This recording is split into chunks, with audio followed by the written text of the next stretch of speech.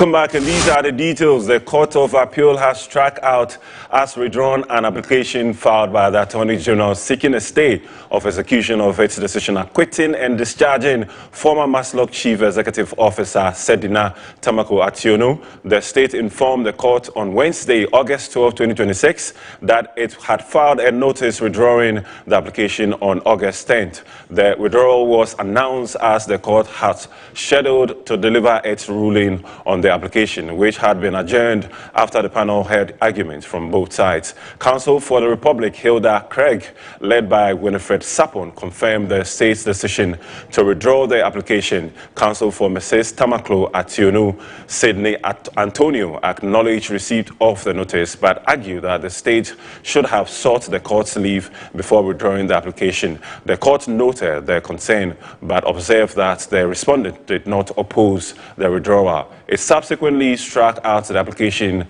as withdrawn.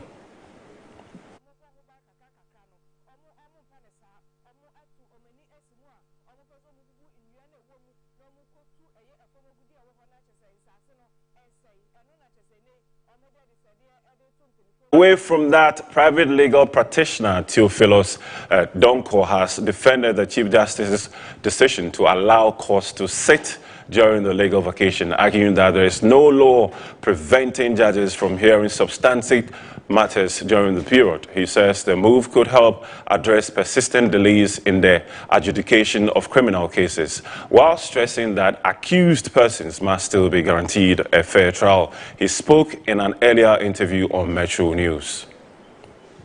I believe that there is no law that prohibits the Chief Justice to order a judge to sit during vacation. Some of us have had this view long ago that we don't believe that for 2 months the court will not be sitting to hear substantive matters. And you realize that this vacation, this long vacation, is a colonial inheritance, because the British judges will have to go back to London to be with their families. So that is where it started from. So I believe that we have precedent to show that the court have sat during the vacation. But the only challenge I have is that when the judge insisted that the accused persons should conduct their case on the day, that is where I have my difficulty.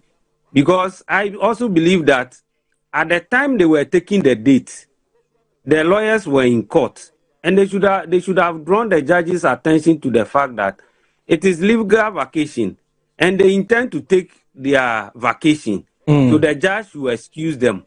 So I think that they should have negotiated that one with the trial court judge to let them absent themselves. Because normally, when it is vacation and you insist that you want to take your vacation, or you have pre-planned that you are taking your vacation, the judges will normally listen to you. But there's also a fundamental issue that we need to address. One of the principles in criminal trial is that an accused person should be given a fair trial. And one of the cardinal principles is that the accused person should be tried within a reasonable time.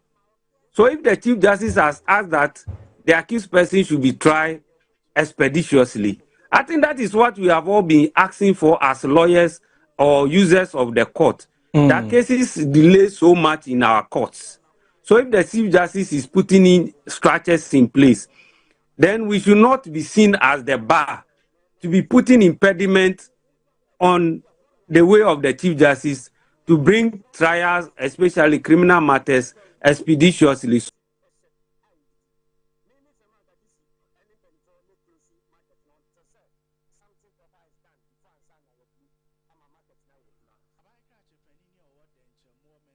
And in other stories, Vice President Professor Nana Jane Opoku-Agyeman has urged Zonda Tech Ghana to vehicle components that can be produced locally to create more jobs, to strengthen Ghana's automotive industry. She made the call during a tour of the company's facility in Tema. Let me thank you very much for this kind tour. You have shown us the whole processes that go into the finished product. And I'm very happy to learn how you have assembled everything and you have workers working 24 hours a day. So this is one example of the 24-hour shifts we are talking about. We are very, very grateful to come in here and see that. I noticed that a lot of the parts have also come where they should be.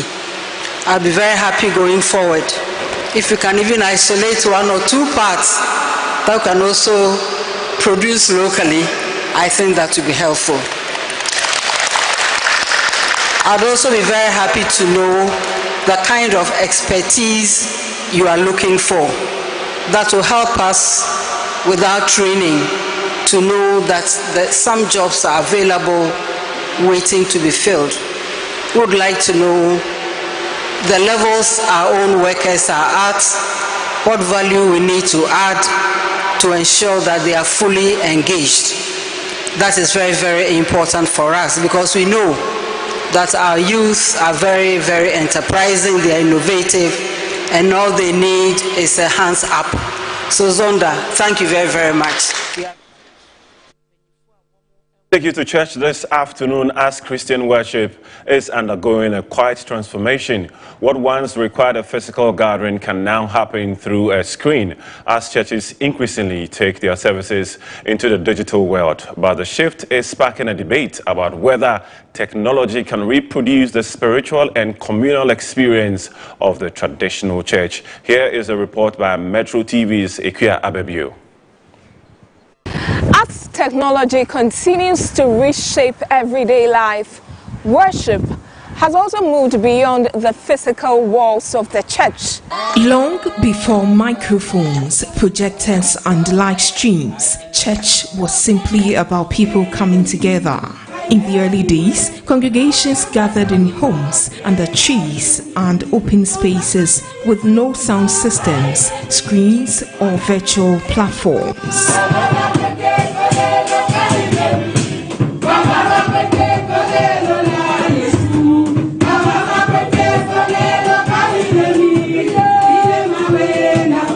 What mattered was the gathering itself, the preaching of the word, prayer, worship and fellowship.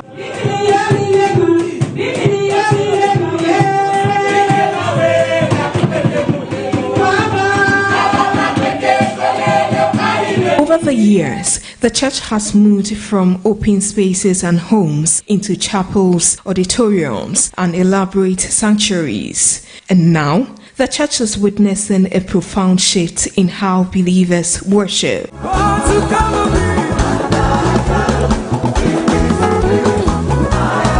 The emergence of digital sermons is also changing how worship is delivered, with cameras and microphones capturing church services and transmitting them online for members to join remotely.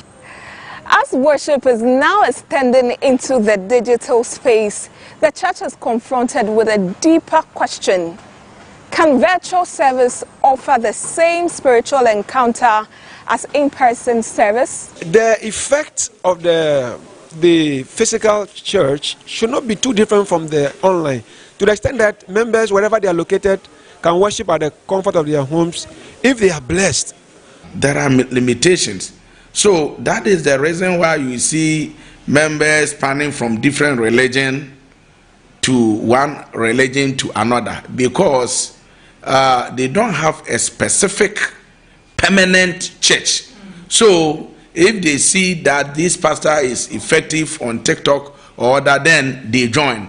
Even while they are on the phone, they mute the other Zoom, then they jump to another Zoom. And I don't call this one Christianity. The implications of online sermons, according to head pastor of Christ Kingdom Christian Mission International, Reverend Eric Amankwano, goes beyond attendance. When there is a problem, it will be very difficult for you to approach the pastor with your problem, because the pastor probably might have many people online and pastors cannot identify them, because as you are preaching or you are leading prayers or whatever that you are doing, it's with many people and you don't know them by face. So it means that we are limiting our that digital shepherding is limiting the Christianity or the spiritual life. He further notes the implications extend to discipleship, accountability, fellowship, and pastoral care. Pastors, we care so much. There are many things that we are doing. So if it's online, how do we, provide this authentic pastoral care? How do we visit our members at the hospital or any crisis intervention? How do we do through screen? It's impossible. We also hit the streets to hear from worshippers on their preferred mode of worship. Both are good, but I prefer going in person more than the social media one. Yeah, I think like the church one is more spiritual than doing it online. Some Christian leaders believe online church services should not replace physical worship, but rather complement it. Ikeababu, Metro News, Accra.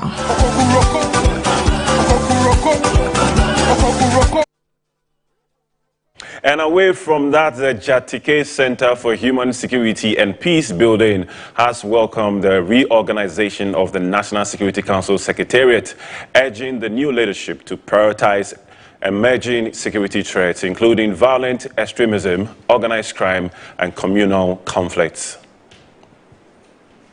The center's call follows the announcement of new appointments and reassignments to key positions within the National Security Council Secretariat.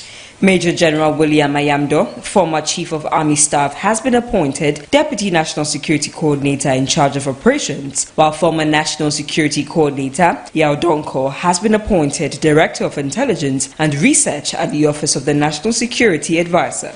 Other appointments include Adamu Saka as Director of Logistics and Transport, Faustina Efabwedi as Officer in charge of the Human Security Department, and retired DCOP Peter Indekugri as Officer in charge of the Special Investigations Unit. ACP Al-Hassan Osman has also been reassigned to the Ghana Police Service for further deployment. The Jatike Center says the restructuring provides an opportunity to improve intelligence coordination, operational effectiveness, and accountability within Ghana's national security architecture. The center also urged the new leadership to address chieftaincy, land and communal disputes, as well as organized crime, money laundering, illicit financial flows, illegal gold trading, and cross-border criminal networks.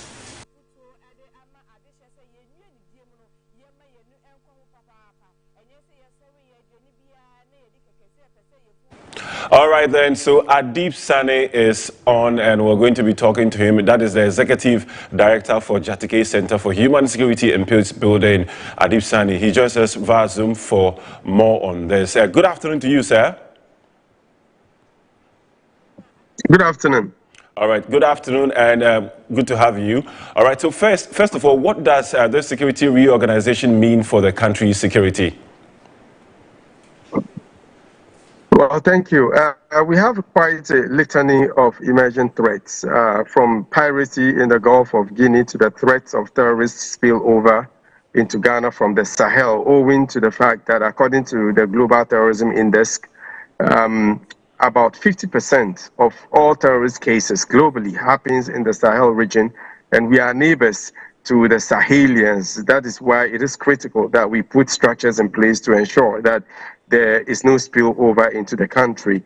We are equally concerned about internal threats beyond the external ones, issues of chieftaincy and land disputes, because according to the Peace Council, there are well over 350 unresolved chieftaincy and land disputes across the length and breadth of the country. We have emerging threats with respect to the proliferation of small arms and light weapons. So day in, day out, new threats are coming alongside the old ones. That is why it is critical that we put our house in order to be able to counter the threats. And surely one of the ways is to have the right men to execute that. All right then, so now let's look at the security status of the country and how would you describe Ghana as a very, safe place? Well, surely Ghana is an island of peace in a very turbulent sub-region. See what is happening in Nigeria. Mali just recently, their defense minister, who should be one of the most protected persons in the country, was killed in a suicide car bombing. Burkina Faso is also dealing with terrorist groups such as Jenin that is wreaking a lot of havoc. So generally, I mean, I always tell friends that we are lucky to be Ghanaians, but there is no room for complacency. Many countries were like us before they descended into chaos. A country like Benin, but now they are also dealing with terrorist attacks, especially in the northern part of the country. A country like Ivory Coast, before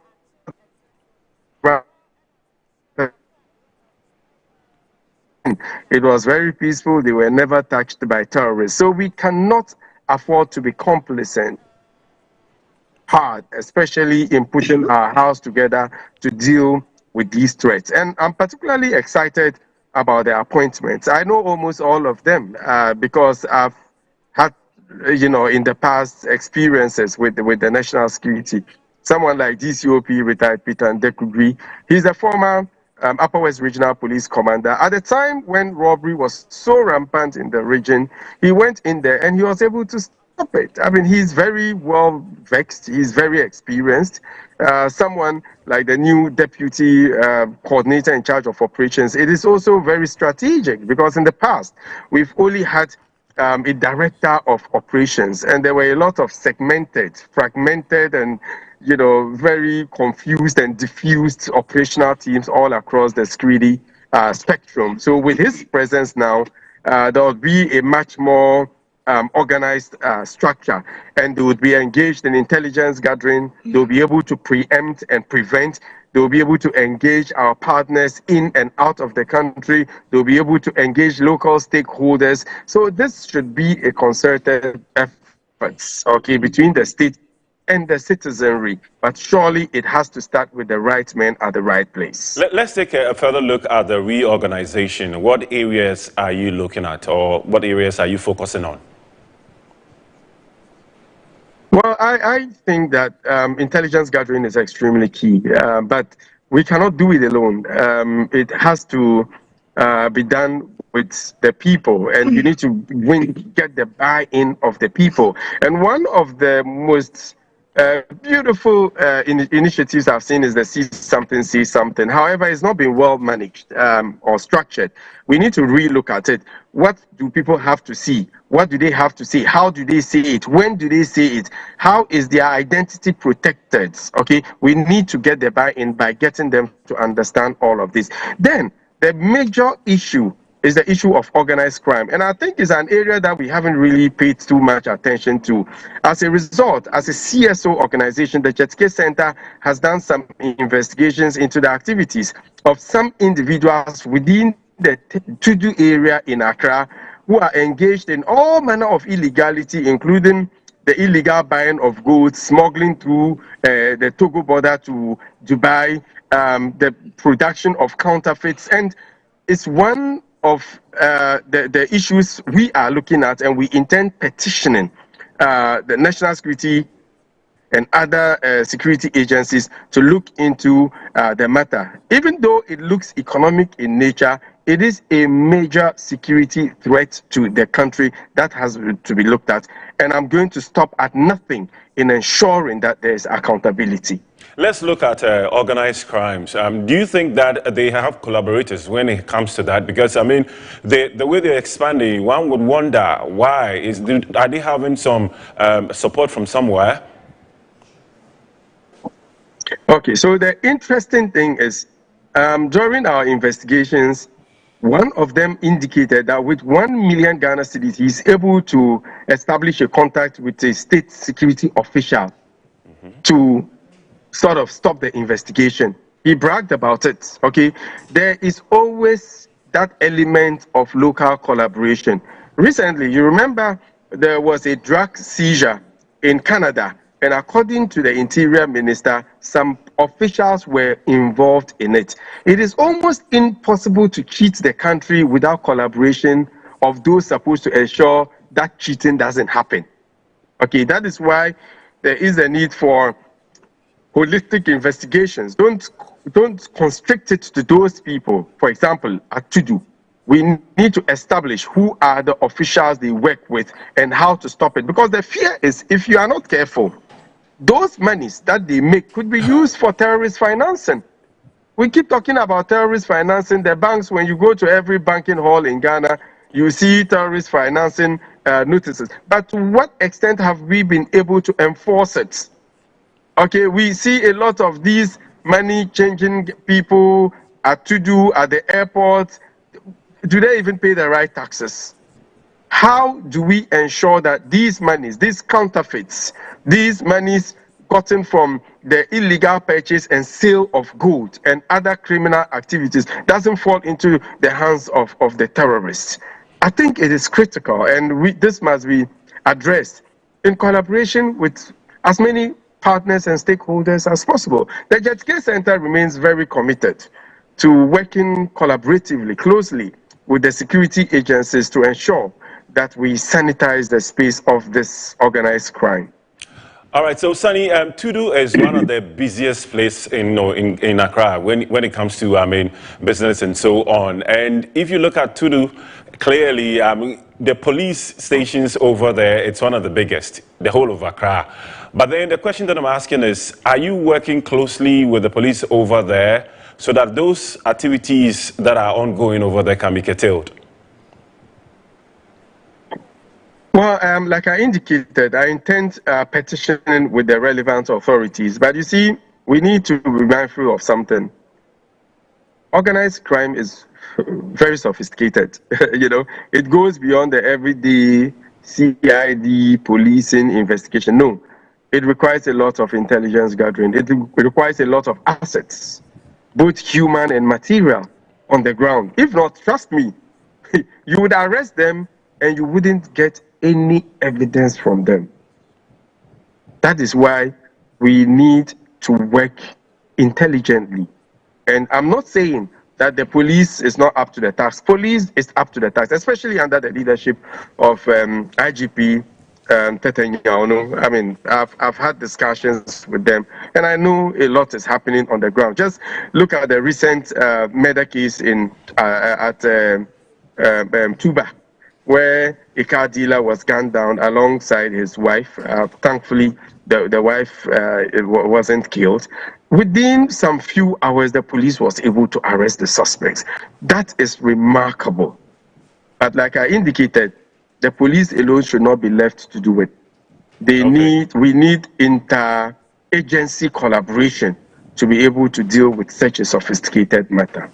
All right, then. Thank you very much. Adib Sani, Executive Director for JetK Center, talking to us. Thank you so much. We appreciate that. And away from that, the management of Bator Catholic Hospital in the North Tongue district of the Volta region has launched activities to mark its 70th anniversary with an appeal for 3.3 million Ghana cedis to expand its theater unit and address other critical infrastructure and equipment needs. The hospital, which was established 7 decades ago by the Roman Catholic Church, has become an important center for specialized healthcare, serving patients from across the Volta region and beyond. Since its establishment, the hospital has remained a major health institution in the North Tongue district, serving as a beacon of healthcare for the district and surrounding areas, as well as neighboring countries such as Togo and Benin. Over the years, the hospital has developed into a multidisciplinary facility providing specialized medical and surgical services, including obstetrics and gynecology, internal medicine, pediatrics, endoscopy, and other medical procedures. In recent times, the growing demand for its services has exposed significant infrastructure gaps. Key among these concerns is the theater, which management says requires expansion to enable the hospital to handle the increasing number of patients and complex surgical cases. It is against this background that the hospital has launched activities to mark its 70th anniversary with a fundraising target of 3.3 million Ghana cedis. Management believes the proposed expansion will improve the hospital's surgical capacity and ultimately enhance healthcare delivery to thousands of patients who depend on the facility. Our patients' number continues to increase. Our infrastructures are under pressure. Our human resources are thinly stretched. Our maternity services in particular have experienced significant increases in demand, with many referrals coming from facilities within our catchment area. At times, the demand has exceeded our available capacity. The Member of Parliament for North Tong and Minister for Foreign Affairs, Samuel Okudzeto-Ablakwa, commended the hospital for its quality healthcare delivery. This hospital has saved millions of lives over the last 70 years. The Catholic Church has demonstrated that you do not only prepare our souls for heaven, but you also prepare us to live long, to live a worthy life, quality life, so that we can manifest God's blessings here on earth before we get to heaven. The Volta Regional Minister, James Gunu, also commended the hospital for its vision of constructing a modern surgical theatre as its legacy project. This is a worthy investment that will improve healthcare delivery and save countless lives. I encourage individuals, corporate organizations, development partners, and all people of goodwill to support this noble initiative. The 70th anniversary program will feature a number of activities designed to mobilize funds and support from the government, Corporates Ghana, development partners, the Catholic community, and individuals.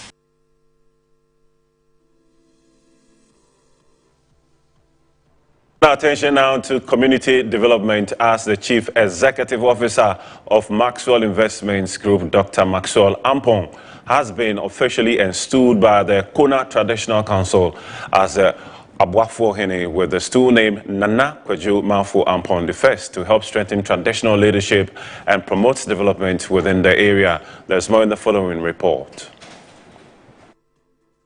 Addressing the gathering at the Kumanin Palace at Kona in the Setra South District of the Ashanti region, the Chief of Kona, Nana Kunedu Yadom Kumanin IV, called on natives of the area, both home and abroad, to invest in their hometown to support its development, while encouraging citizens to channel the resources into projects that would create employment opportunities, improve infrastructure, and enhance the living standards of the people. He also stressed that sustainable development can only be achieved through unity, commitment, and active participation by all citizens. He, however, urged the people of Kona to support the newly installed Aboafo Hene in his efforts to advance the growth and prosperity of the traditional area. The next project, I am addressing no Nameye. Sabana Besoma say na Wababuamia or how be any or Abaya Basui Braba Nanu ye Ama Yakati sword. Our ye market Ogusu ye Empire in the Yesrani and Wade say market no Obetimi Ayamaye. Letimi Ejigawo. Swearing the oath of allegiance, Nana Kwadwo Mafo Ampong I pledged to serve the people of Kona with honesty, humility, and dedication. He also promised to champion development initiatives, protect the interests of the community, as well as work closely with the traditional authorities and other stakeholders to promote peace, unity, and progress. I am availing myself to the Nana Kona Hene and of course our Otumfo to assist in making Asante Man Asante Man. Nana Kona Hene has been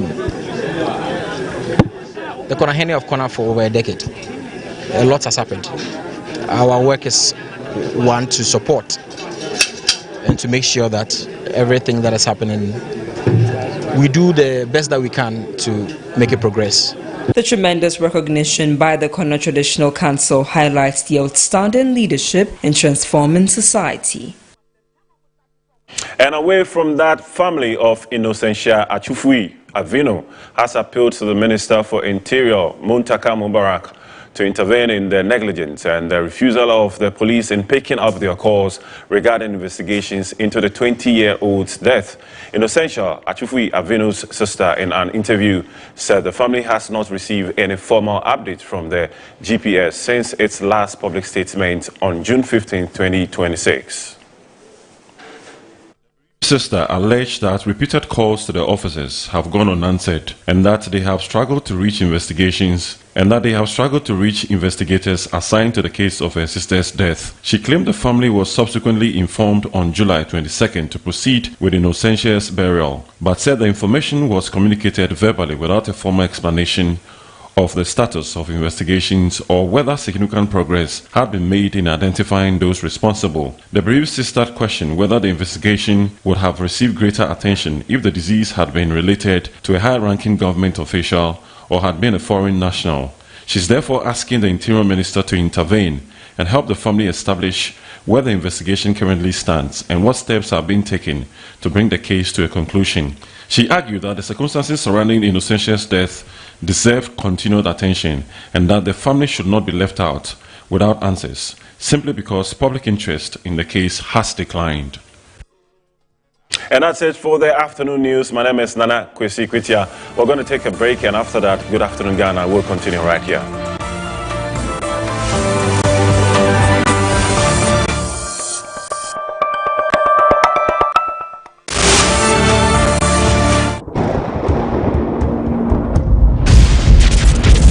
The pulse of a nation, rising, unshaken.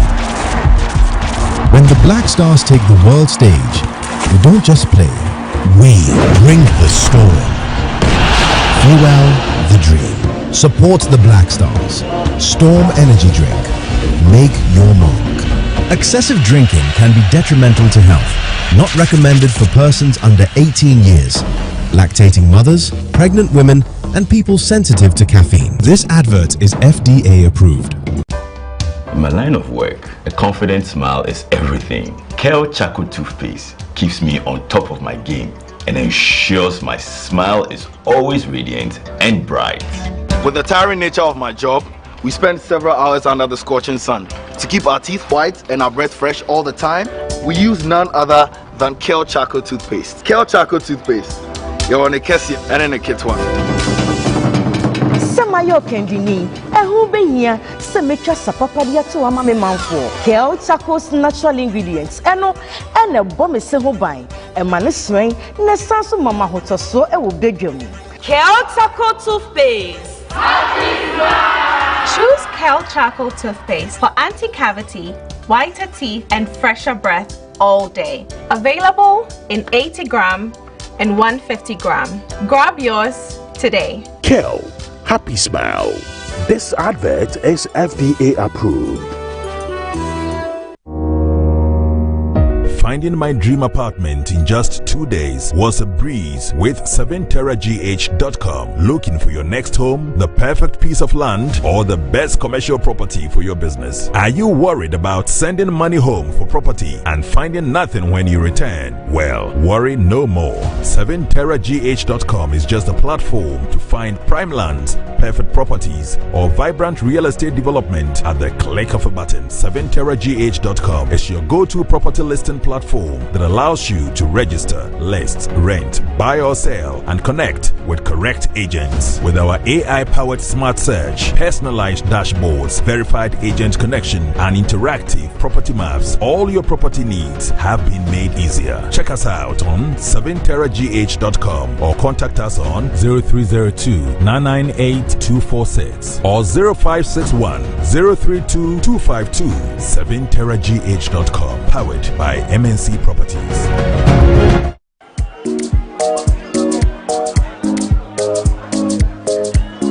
Madam, I'm looking for Abena. Abena, there's someone looking for you.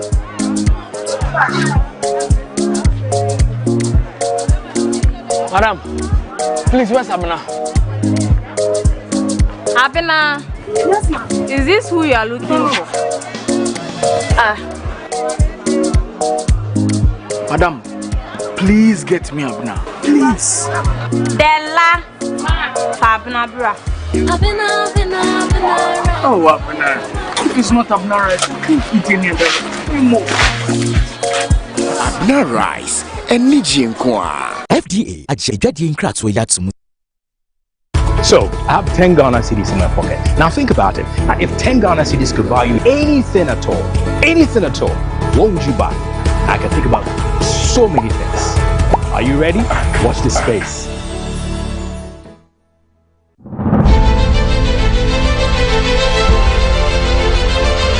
Metro TV, Original TV, Original FM, and Metro Digital, under the auspices of the Office of the Chief of Staff, proudly present the Clean Conference 2026 under the theme Assessing Ghana's Progress Towards UN SDGs Agenda 2030.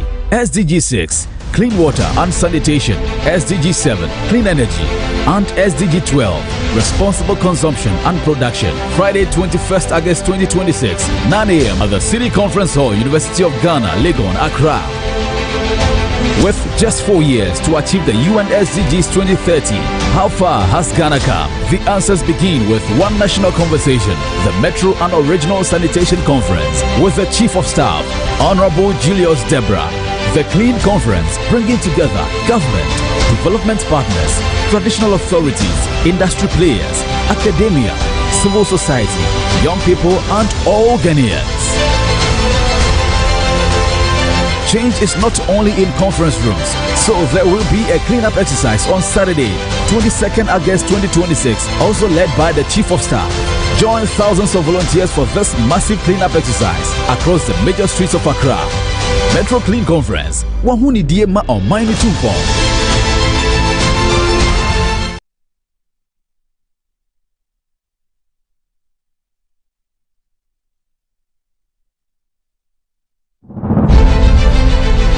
At the Venture Capital Trust Fund, we hold one belief that when the last tree dies, the last business dies. And this belief penetrates through our investment decision making, and for which reason VCTF is highly particular about the environmental, social, and governance considerations of our businesses, our portfolio companies, and what they do. Indeed, I take this opportunity to invite you to the Ghana Sanitation and Clean Environment Conference, which is happening on the 21st of August this year at the CD Conference Center, University of Ghana. I will be there, so see you there. Thank you.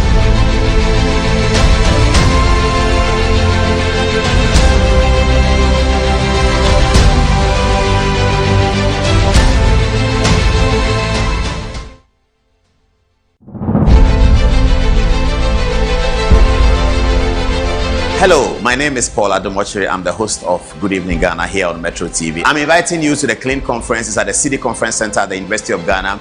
We have to make Ghana clean, and Metro TV is leading this agenda with Original FM. Everyone will be there. Please join us and let's make Ghana clean. So we have a first day of talking, and then we go on the field and actually show how to clean. The Chief of Staff will be leading that effort, Honorable Julius Debra. He will be there with us to help us to show how to clean. We know how to clean. Join us to clean.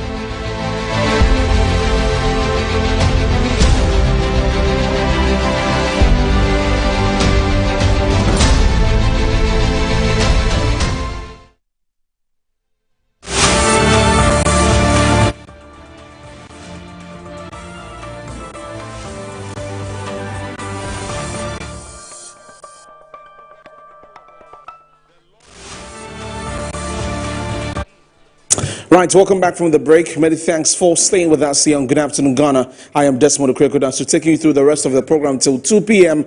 When we wrap up, we'll be discussing issues that would educate and also inform you and help build a country, Ghana. We're live on Facebook and Metro TV Ghana, also on DSTV channel 277. We're live on YouTube, also at Metro TV Ghana. My name is Desmond Okrekodan. So this afternoon, we're talking about project management.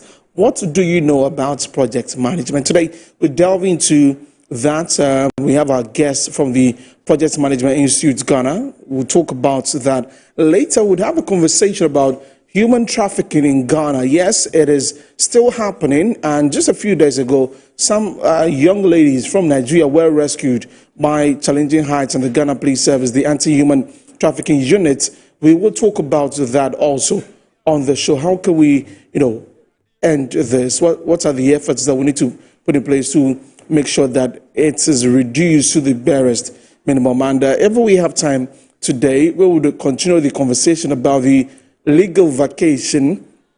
It has generated a lot of talk, and in outside of the courts, it's moved into politics. Now, the NPP, the NDC are all sharing their thoughts about this, something that is a deliberate attempt, by the leadership of the judiciary, in this case, the Chief Justice, to pursue certain agenda. We'll get into that conversation. So stay with us here till 2 p.m. when we wrap up on the program. This afternoon, to talk about project management and nation building, I have with me in studio Alom Bansa Charlie. She is or board member rather for the Project Management Institute Ghana, joining me here. So we get to talk about this and understand this and see the way forward, how this can help us with projects that we embark on an individual level and also on the national level. Alom, welcome to the program. Thank you so much for coming. Definitely the first question will be, I'm sure it is Project Management 101. What is project management? Thank you, Desmond, and thank you to Metro TV for this opportunity also. Project management, I think most of us know it as planning, right? But it's beyond that. Officially, the PMI definition says that it must be a temporary endeavor that has the objective of delivering a unique product, service, or an outcome, a result. So the key features of a project are it's not day-to-day operations. It has to have a duration. It has to have specific outcomes to be achieved at the end. Okay. And is there a group of persons that solely, undertake this in terms of project management? Yes, I mean, project management, like I said, people tend to think that it's basically planning. Okay. But it's more than that. If you want to achieve, again, the outcome, the results, you need the right competencies, the right capabilities. So project management is a profession, is a technical discipline to be studied. Okay. So there are project managers who go through rigorous training. Today, a lot of the business schools run project management courses, and then you've got PMI Global, who also gives the various certifications, project management, portfolio management, program management, all of that with the objective of delivering the right capabilities to be able to manage projects. So that's how come a project manager, on the hindsight, would just look at the name, a project, and a manager, someone who manages a project. That's what always comes to mind. But what are the basic things that everybody needs to understand about project management? In fact, if you're a project manager, these things are expected of you. So for a project manager, like you said, you're managing a project, and the key thing is that you're managing the entire life cycle.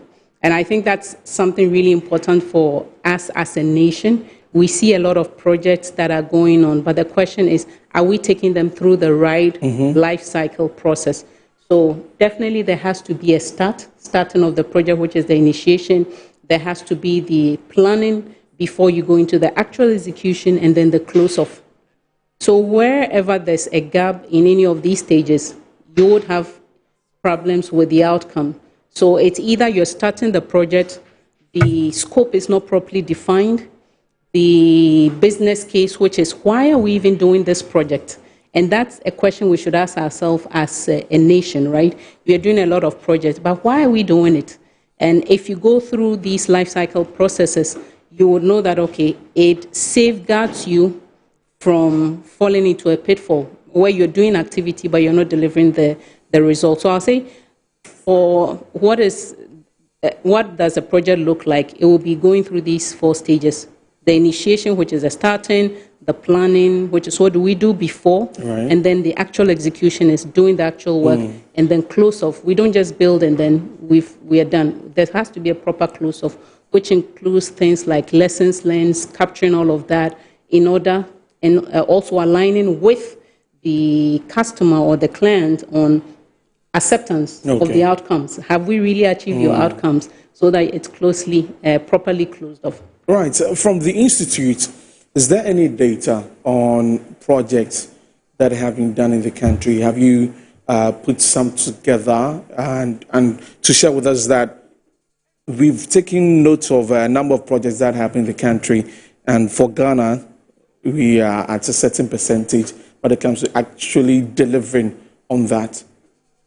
Not as an institution, but what we've done, the main goal of PMI Ghana is to, one, build the capabilities, the professionalism of project managers, right? And to also set the standards for delivering outcome-based projects. And so that led to us releasing just this year what we call the Ghana Integrated Project Management Framework, IPMIF, which guides, one, how do we deliver projects, not just on the basis of, okay, we met the budget or we finished on time, but what is the outcome? So outcome-based assessment. So that's the direct contribution. But as an institute, we don't have the specific numbers because I think that the official numbers should come from government. And if you look at last year, October, when the president outdoored the Ghana infrastructure plan, he gave some statistics, and I would want to lean in with the government statistics because that will be the official position. And it's saying, for instance, that over 17 billion in cost overruns have been recorded across 18,000 capital projects, with many facing significant delays or abandonment. So 18,000 capital projects. I don't think that's the full number, but just looking at the losses we've made as a country across this number, it tells us the volume of the projects we are doing as a nation and the waste we are recording because of some of these gaps. So now the big question would be, and this is to you as a person, and maybe as a representative of the institution, are we doing well? Are we doing well when it comes to project management? A lot of the projects that we see across the country, all of them definitely is geared towards development.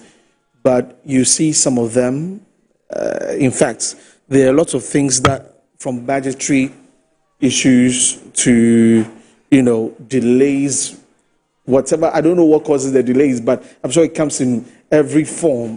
But from your objective and perspective, are we doing well? I wouldn't say that we are doing well. Yes, we have delivered projects.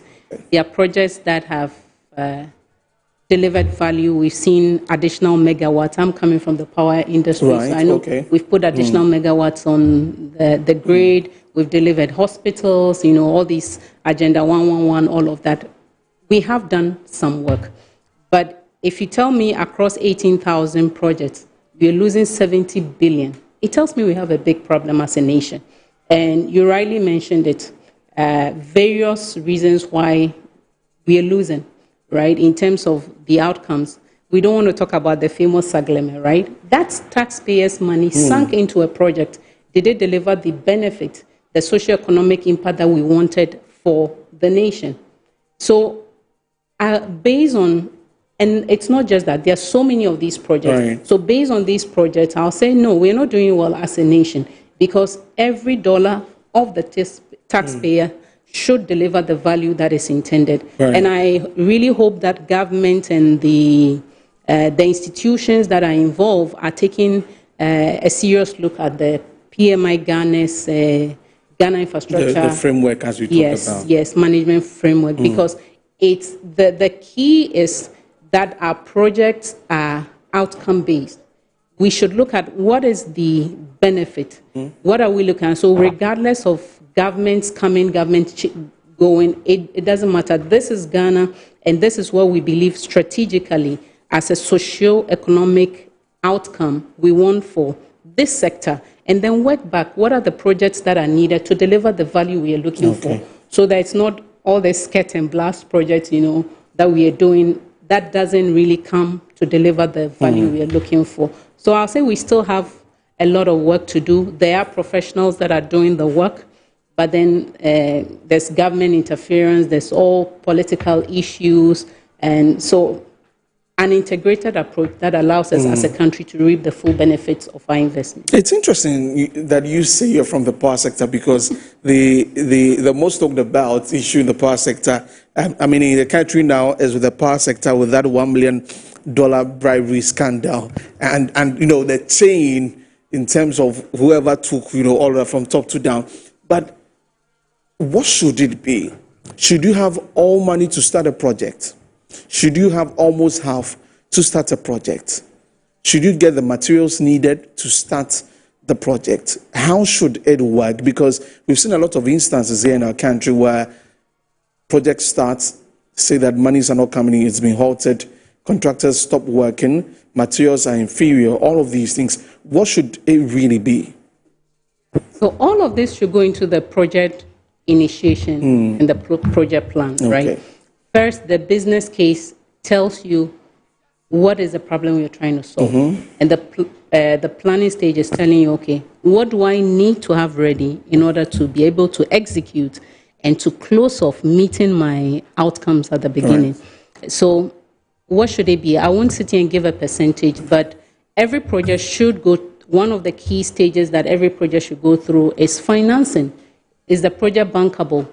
So even if you don't have 100% of the funds at the beginning, which is often the case, there should be in the project plan a financing schedule that says that, okay, this is how much work we expect to do.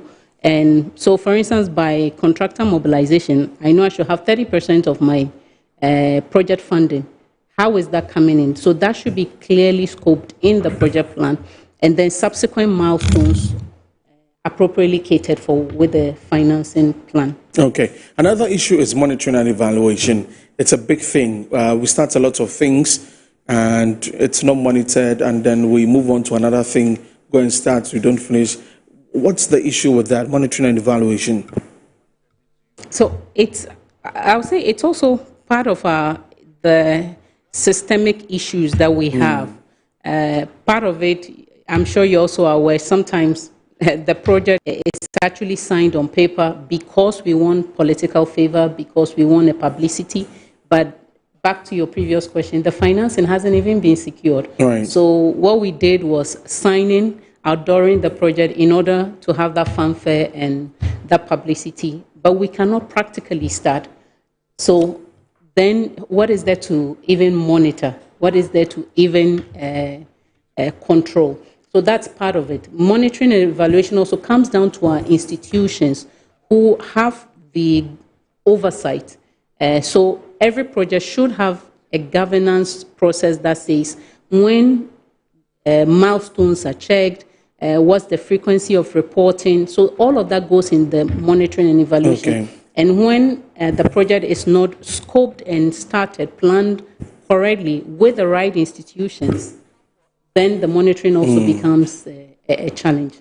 So it's a mix of issues. I believe the professionals are there, but sometimes the systemic issues that hamper the functionality of the institutions that should do the monitoring. Right, and of course the issues of procurement always comes up.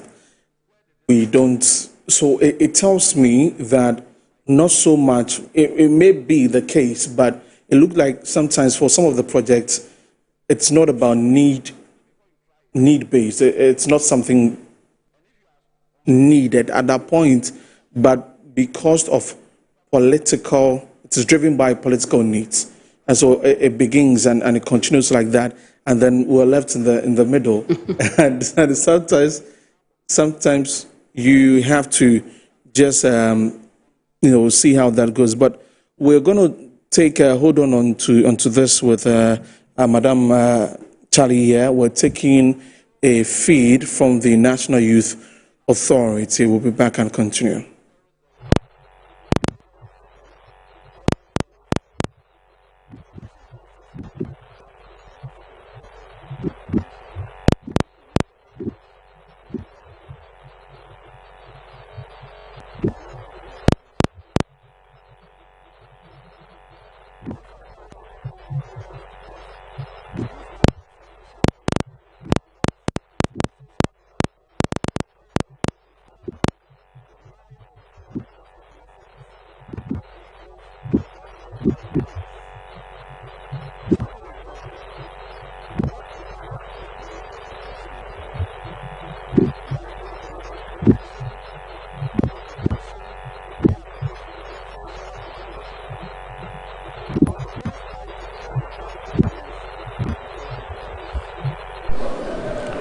That is why NACOC is strengthening drug education in schools and communities, establishing drug-free clubs in high schools, promoting peer education and mentorship.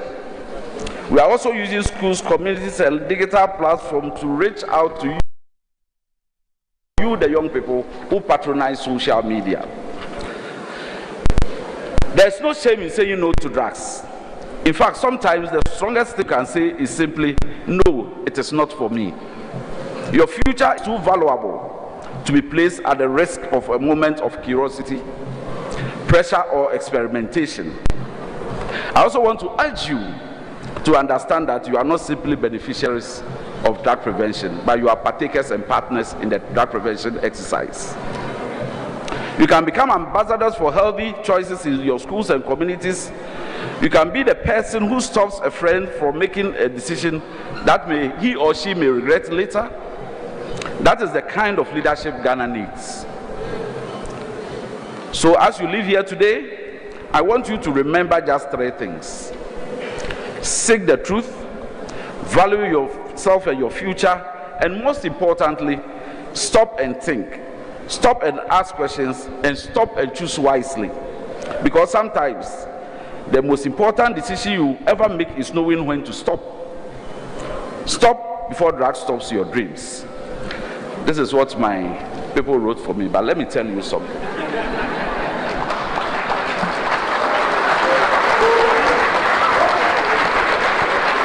Let me tell you something. I have never done drugs before, but I've had friends who had a lot of promise who went into drug abuse. See, on several occasions that we have arrested people, when we get the barrels, those who traffic in the drugs, we ask them, will you give it to your child? He says, no, I won't. Why? He says it will destroy the person's future. But you are selling it to somebody's daughter or son. You see, those of you sitting here, let me tell you something. Take it from me. Look at your regional minister. Look at the boss of NYA. Look at the CEO of National Population Council and learn something from them. What has propelled them to where they have gotten to? You see, if you continue to use drugs or know somebody and shield the person, a time will come, nobody will stand here for you. Will leave you to decay in the ghettos. And if NACOC comes for you, like I always say, when we arrest you and send you to narcotics, there are 2 people who will free you: God and the court. Because the president has told me that nobody will use his name to free any drug barrel. And so I want to encourage you, young people. I want to encourage you. Do something for yourselves. Don't spend your time doing drugs. It is not good. It will destroy your future. Thank you very much.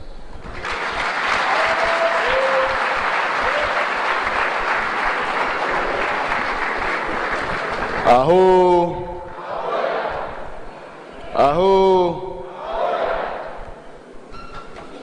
So when General finished with the written speech, he put it aside and now spoke to you like a father. He should tell you how serious the issue is. That if you do drugs, there are only 2 people who can save you. And a word to the wise is in the north. General, thank you so much for your time. But I have to come and see you for my license. I have a lot of land in the Savannah region. If you know, you know.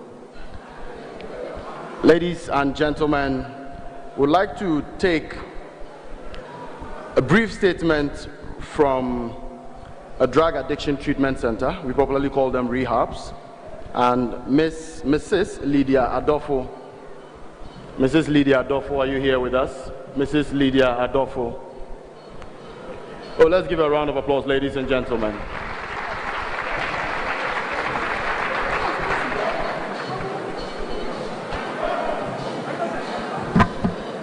Good afternoon, friends. ladies and change makers. Please permit me to stand on the existing protocol. Okay. Where are they? Please come. I will talk about the programs and we'll talk about the prevention program. Not your way.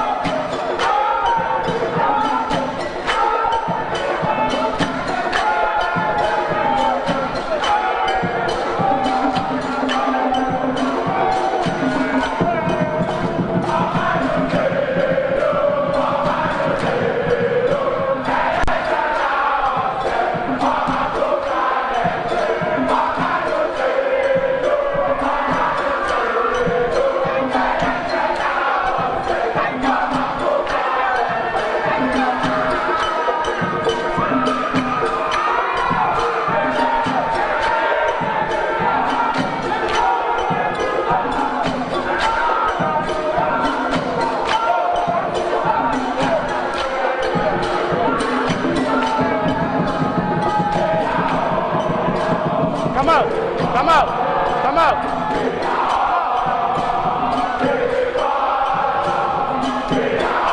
We are all involved. We are all.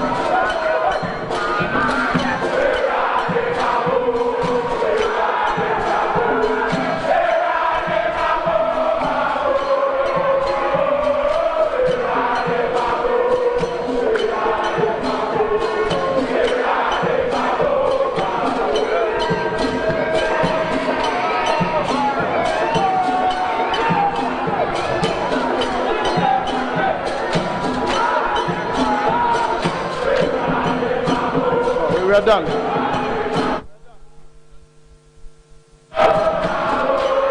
Conti, thank you very much. Thank you very much. Thank you. Thank you very much, Conti. Thank you. Thank you very much. Thank you very much. Thank you very much. Thank you. Thank you very much. Thank you very much.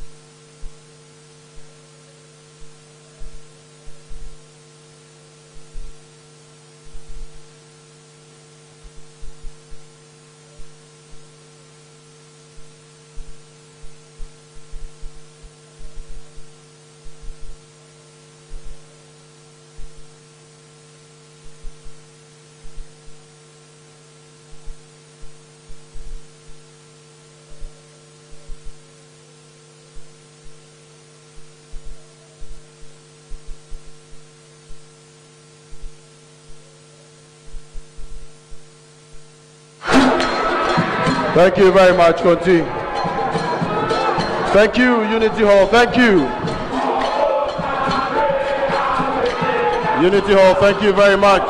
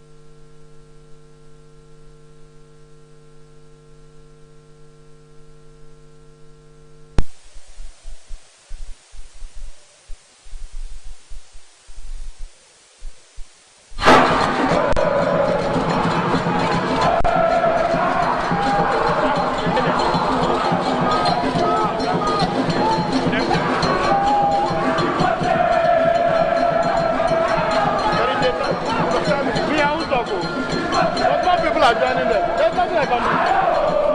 That's Mike. Use the mic.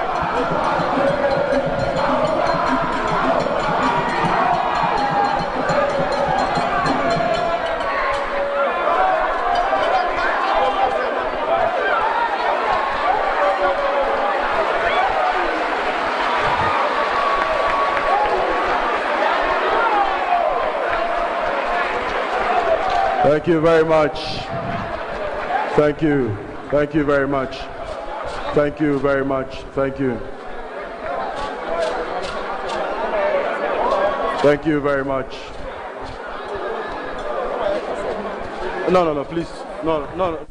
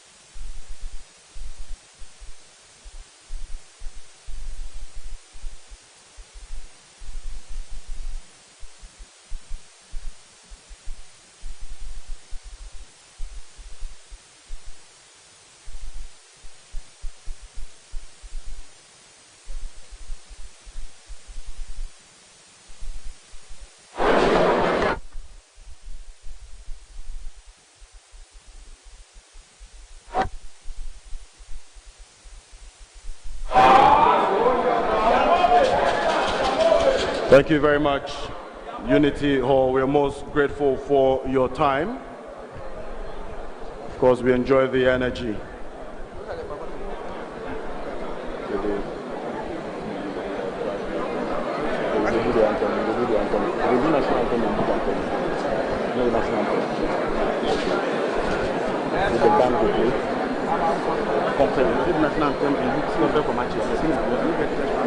No, I won't. Oh.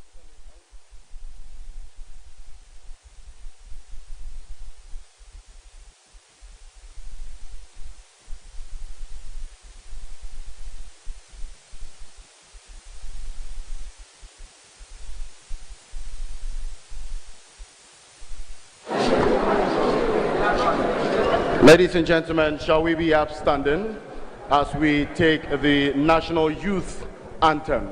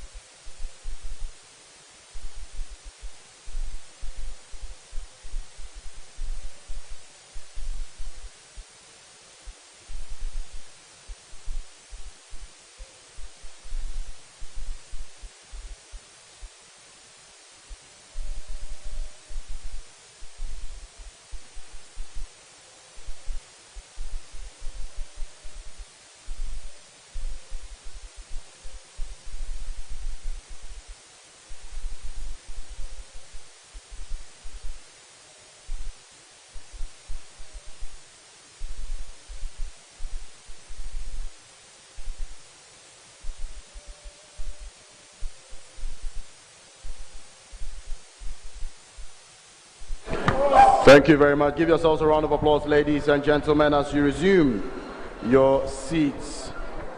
We've just been joined by the Minister for Youth Development and Empowerment, Honorable George Opariado Esquire. He's here to represent His Excellency President John Dramani Mahama, President of the Republic of Ghana. Before, of course, we had that electrifying performance from our brothers from the Unity Hall. We had Mrs. Lydia Adolfo and her team would give them a few minutes to share their testimonies, and after that, the program would continue. Good afternoon, friends, ladies and change makers. I am very honored to be here today. I think my boss has said it all. I have a treatment facility. I have two treatment facilities. One is at Ejiso Asanwasi, and the other one is Koforidi Asushen Kofi Chrome. Okay, so Willing Way Recovery Center is a specialized facility dedicated to treat, management, and rehabilitation of individuals suffering from drug addiction. The rate at which the youth are coming on admission is becoming unbecoming. It's becoming unbelievable. And sometimes I ask myself questions. What is wrong? I have been asking myself so many questions about it. As at now, from last week Friday, I received a call from various places and different people that they need their wards to be admitted. But unfortunately, our facility is full. The one at Kumasi takes 120, but we are almost 100, we are reaching to 130.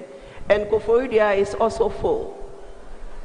So without wasting much time, I have one of my girls here who would like to share her testimony with you. Thank you.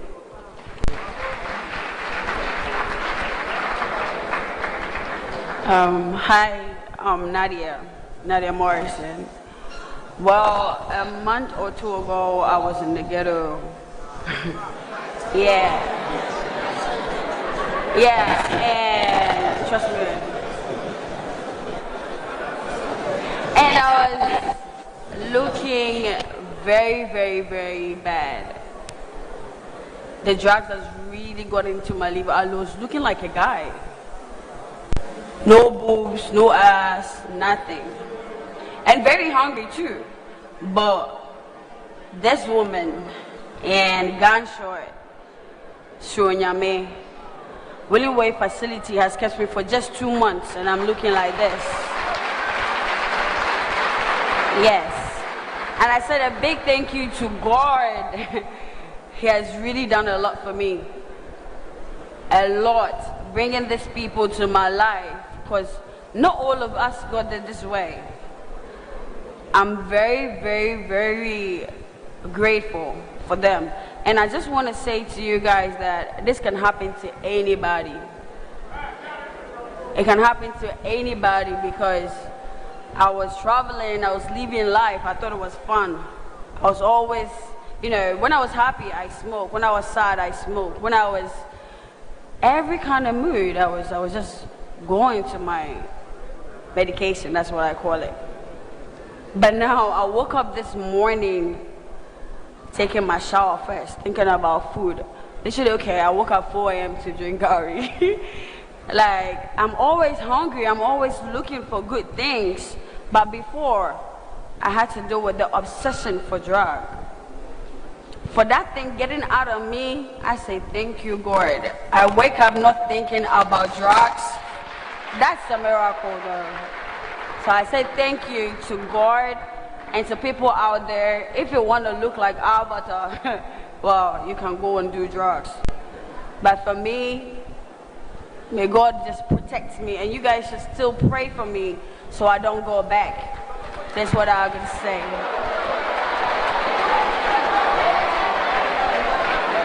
Thank you, Nada. Please, I would also like to appreciate our two brothers here, Evangelist Sonyame and Gansho, for their good work that they are doing. Please come on.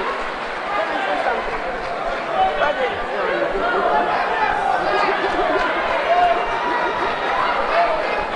Mike, hello. Yeah. Everything shall. For that, to come soon. That's a me. Let's get a sure. Katwani, Casame. One I know Casa won't come out. Oh, Katwani. What have you got 20? So again, near Casame. Mɛgye Ghana asi hɔ. Nnuanom yɛ ko de ama mo. Yɛntumi nduru hɔ. But yɛ ho de betumi na yɛyɛ. Hello. Yɛwura President John Dramani Mahama wabrɛ ɔtwɛn sɛ ɔba bɛgye Ghana na watoa so. Enti ya dɛm ka ne tie me.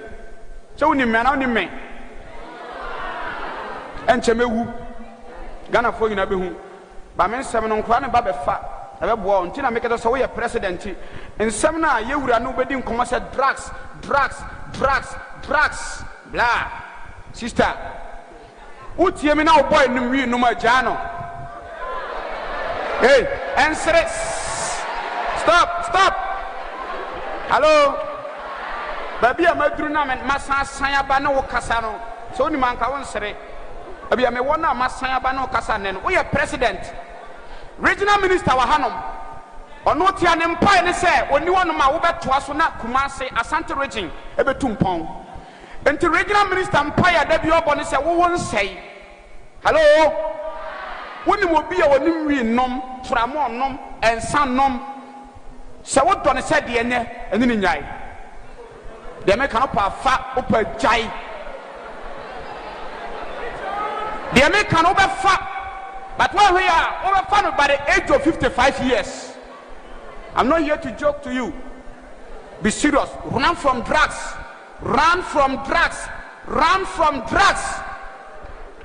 So I'm putting my son on my 2 feet not block on the number. One time I say, over time I say by the age of 55 years, and what I will say, sad drugs, a dangerous sinning, Bonsamina and Yaman and a coin. Opa fa per jai. Men come and was someone out there, men table of fun to men cover of folk. Men say run from drugs. Mama, it's almost a free energy drink. Onum energy drink and sana say we are used to her. I was so cool in him. Once a Bretianum, or the energy drinks and a picture I'm a leg for. When I'm a leggy, I was a girl in my penache or chimaswache, no one energy drink, no another. Next time, Uber free energy drink, no one nest. When the man was no okay, no abrabono. Was no. I read him a winnie you why. Megina make us 3 days time and I'll be with him and no wakasa. To make it on me here. For when you hear me here. Hello? The employee for no catcher on regular minister will be yet. But what judge you know better than animal person what I was say. And found one cause Sabra Bonim, Obiwaha, or your rough or the court. Or the court. Yeah, try what think more. Last 3 years for Mama Manuasio. Many doctor like in it. Gunshot Colombia. You drew on obi the 300 million cocaine. Yeah, it's possible, yeah. Sani Panu Skumoka so you know bear doctor. Adam phobia of fire keke. Nabra was say. Until some na yakano, ya me crocro, or more than me crocro by me, men crocro. We are Sikani, we are president, we are minister, we are doctor, we are minister, we are MP. Be serious. Drugs is dangerous. Drugs is dangerous. Drugs is dangerous.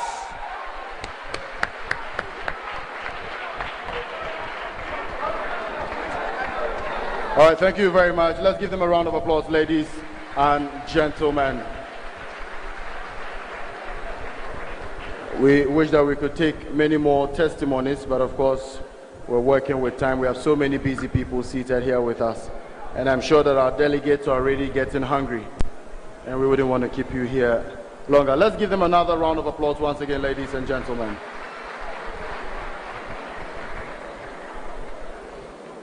All right, so now we zoom straight into another very interesting part of today's program. When His Excellency John Dramani Mahama was campaigning in 2024, like I mentioned yesterday, the youth wing of the party put together a youth manifesto. And one of the key initiatives in that youth manifesto was a national apprenticeship program. When you look all over the world today, nations are providing the young people with skills that are relevant, not just for the present, but for the future. Because they believe that not everybody can survive in a white-collar job. Not everybody can wear a suit and a tie. And so we must develop young people on the path of the future by giving them relevant skills. And so one of the things that the NDC campaigned heavily on was the National Apprenticeship Program to provide young people with requisite skills, pay for their training, and see them through the training till they're eventually able to set up their own enterprises and their own businesses. By the grace of God and by the dint of hard work of the people that were put in charge, that vision is slowly becoming a reality. And today we have some of the participants or the beneficiaries of that program who have put together a beautiful fashion display for us, so we see what they have been up to since they started, so that at least Minister can see his handiwork or his handwork. And so with a round of applause, let's welcome the team that would be giving us a beautiful fashion display with a round of applause. Please, let's do it better for them. Your clap is not loud enough. I'm not feeling it. I'm not enjoying it. We can do better. Okay, let's try this one. If you can hear me, clap once. If you can hear me, clap once. If you can hear me, clap twice. If you can, okay, I like it. If you can hear me, clap 3 times. Let's make it 4. How about 5? We could try 6, you know. Maybe 7 sounds better. Someone told me 8 works best. But you guys are amazing, so let's make it 9. Well, the 10th one is for you. I love this one better. Thank you all so much. Can we have them? Mr. DJ, give us some music as we welcome them.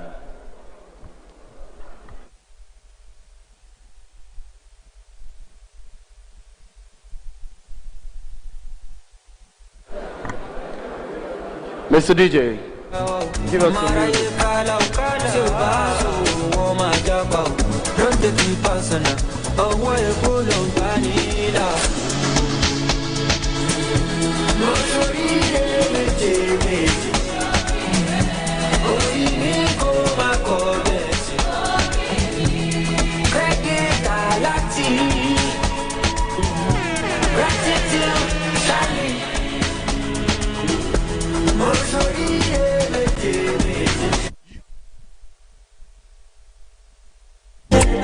Give me fever, make my body shiver.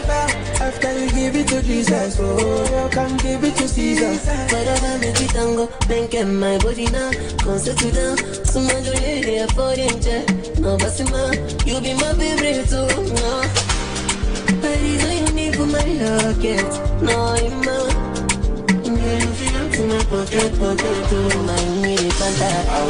Come on, baby, you go passion. To delay when I blow my papa. But all I get is stamina. Carry your body, be my spec, oh. Be my spec. Pay the way down for my head, oh. For my head. Me, I don't want to be your scared, oh. Be your scared. Carry your body, be my spec, oh. Be my spec, oh. Give me fever. Make my body shiver. After you give it to Jesus, oh, you can give it to Caesar. I'm calling my baby. Oh, Bassi, my baby. Why can't I be so my baby? Oh, my, see my jolly. I just said, make a shower. I go show you my power. What do chromosomes now? I receive them for the corner. It's a weather for 2. When you wanna win to me that. Tell me what I go do. It's a weather for 2. It's a weather for 2. No. Hello, make a dig it up. Give you that, give you that, give you that. I like the way it's, so you must be clean, money must be lit. Dig it up, give you that, give you 90 millimeter. I like the way it's, so you must be clean, money must be lit. To complete, your girl enter my pussy. Tout le monde est dansé. The way scatter the party, push it. At the end of the day, this no be play. I see the under the lamb, I feel okay. Pepe for pepe, and I tell you now. It's a weather for 2. When you wanna be doing that, tell me what I go do. for two. It's alright for two. Oh no. All the things you just do, you just told me on. Baby, your back are overloaded, they calm me down. I no go leave you for road, I no go leave you for road, you be the reason I the love. Allow me to dig it up, give you that, give you that, give you that. I like witness, son of a bitch, money my baby, dig it up, give you that, give you that, give me it up. I like witness, son of a bitch. That's so me won't let me chiga energy. Girl, you find out past your picture. Oh Lord, come here, I'm gonna be the Mona Lisa for my peace. I did see you for my future. You're a baby, but I think I'm my one was your share. Give you my signature. Put down for your teacher. Let me say, na. My one was your share. Give you my signature. Put down for your teacher. Hey, you always see me. Again. What fuck?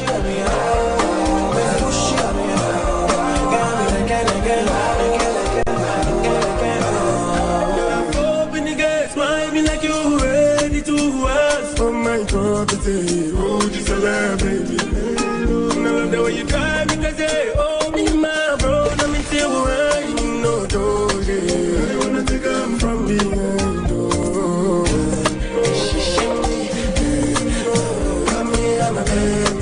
I make the merry go round, make the merry go round. Oh, push up, banana. Oh, push up, banana. From my face, baby.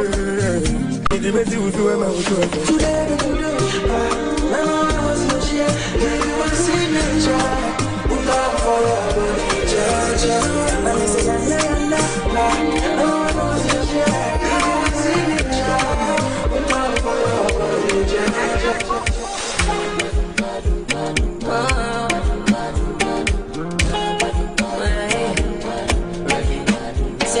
Problem. Me no get any offense. So you say you no need that today. Not because I no be down go day. If you love automatically, and my kind no be ordinary. That today act so dramatically. The lies don't plenty for your eyes. I forgive you, but the love I care for you don't vanish. We no get the issue. We no get the issue.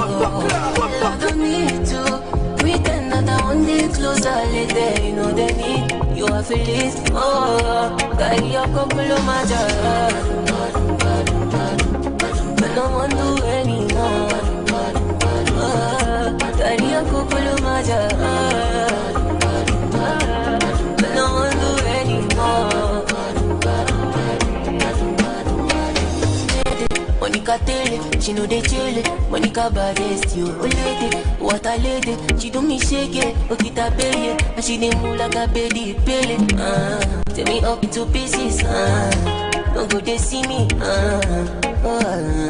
I forgive you, but the love I care for you don't vanish. We no get the issue. We no get the issue. Girl, I don't need to pretend that I want it closer later. You know they need. You have to live, oh, got your couple of my job. But no one do anymore. Got your couple of my job.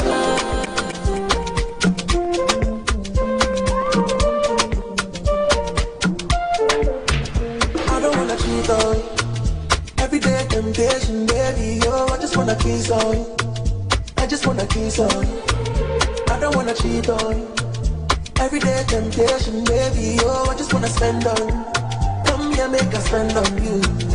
Oh, no, don't let me cheat on my woman, no. I try, you know, still I try. Don't let me cheat on my woman, no. I try, yeah.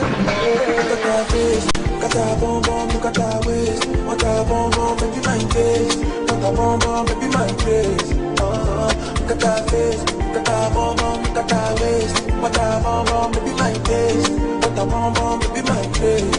This I think, telling me what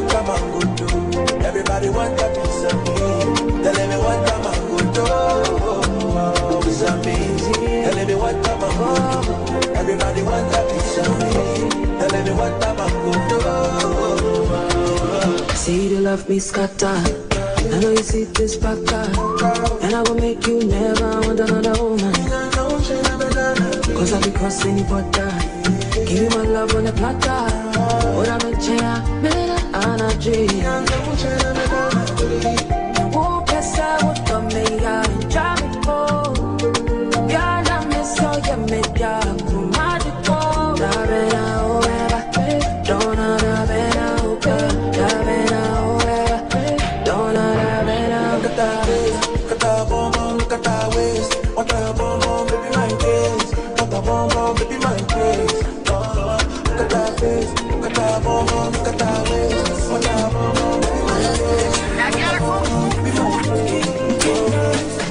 Écoutez-moi bien, bien.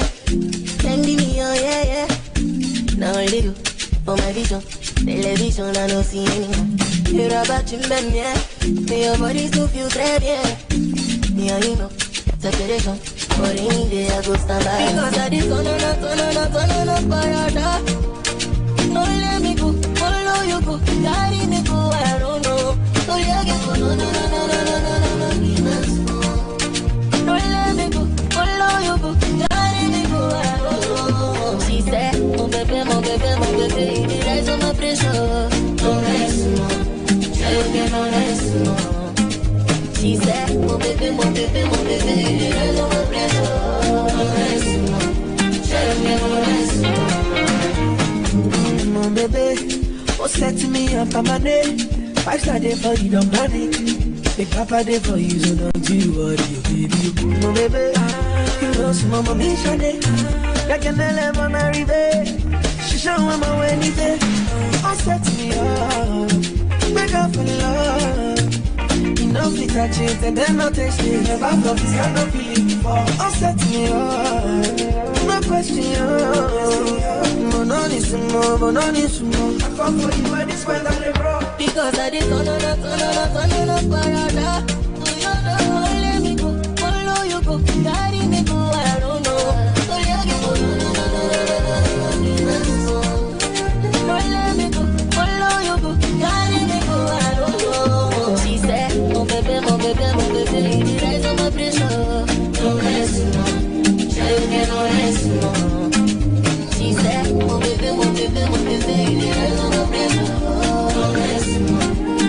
No rest, no.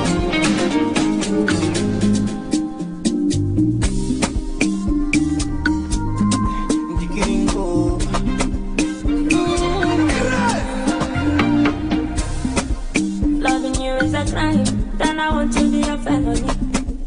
I go there do the time, and I want nobody better me. Your love would be me, your love would sweet me, Kasasana. Unkwana mi bo, unkwana mi do, and I cannot deny it. All of my love for you, can never want you. I cannot deny it. All of my love for you, can never want you. Crazy things where I go do for love. Follow things where I go do for love. Crazy things where I go do for love. I'm celebrating, oh, adore. You motivating me, ah. All of my guys they know, say, there is no forgetting you, oh no, Maxima. All of my feelings turn on. You wait on my villa, I take you personal, Maxima.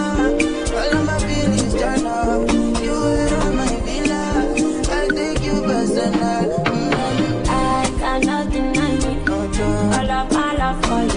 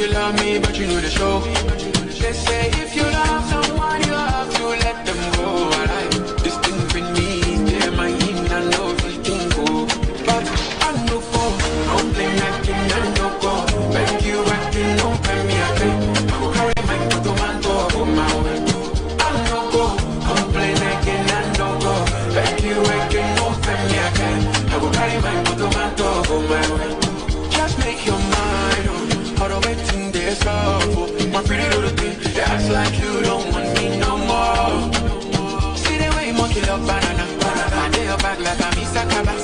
If you want me, I sing for your love. Say see me mic, you can sing for your love. See the way I want you love banana. I day your back like I'm Sakaba. And if you want me, I sing for your love. I go sing for your love, baby. But I no go, no play nothing, I no go. When you acting, no play me a drink. I go carry my little man to go my way. I no go, no play nothing, I no go. When you acting, no play me a drink. I go carry my little man to go my way. Oh yeah.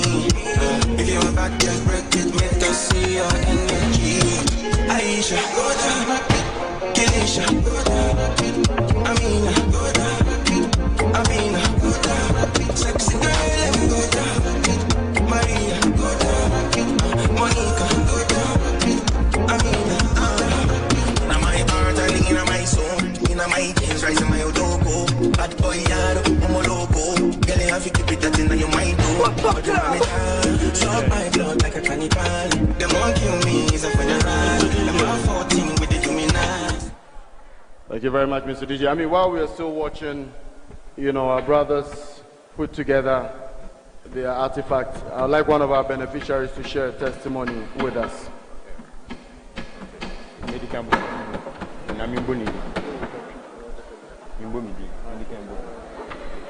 Okay.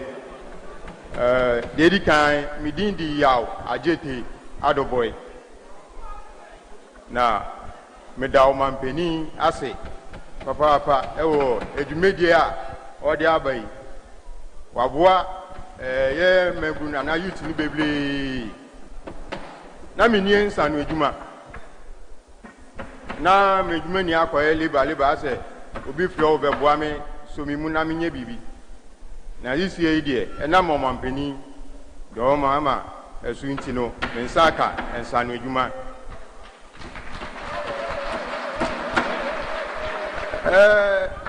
Me master mission eduma wo no ho na me nenam ena o hia me no bi sa me se eduma be na me ye na me si o akoye obi flo boa me ana se labor enko so blocks na ade ya o se minisa no eduma bi a na me si o da bi minisa no eduma ena o se saadia o man plani de program bi aba wa wini sanu eduma ye youth apese osua eduma no untu afe ono anfa sa aka ni na ampanso me master register me edimi ehye eduma ni mu mintu eske bia no kreni top money kra no omo de sene ye top money omo de sene me eba ebia se obi be kas or pe adanse a message ni bi o me phone no so adanse ebi no message no me phone so ena wasa omaka che se ye wie nsu a omanpanisi obeso ya sene na yesu yetime bie ye de kakre bi a shop yesu yebetimi aye eduma ni bi nti meda omampeni ase ananya me nkwa meni enuanum ni na eda omampeni ase ene regional minister ana mpenifo mu di dumadi nani mini na amane koso okay Osman Ayariga ya pacho regional minister Osman Ayariga data boss ampa Wow. Yeah. Good there. Oh, what about inspection or your shop? Inti, Mijudi. Oh, no. Aye. See. You. Okay. Pacho, on we Minister for Youth and we employment. Okay. Wedamase. Nyankupo nshiramo. Said o man poni ebo adwuma adwuma no. Sa na muni anso mu ye adwuma. Ai. Ti yeso ye be boa na ya adwuma. Ai. Edase. Yedamase papa. Okay. Round of applause, ladies and gentlemen, for him. And so clearly we can see the manifestation of the National Apprenticeship Program.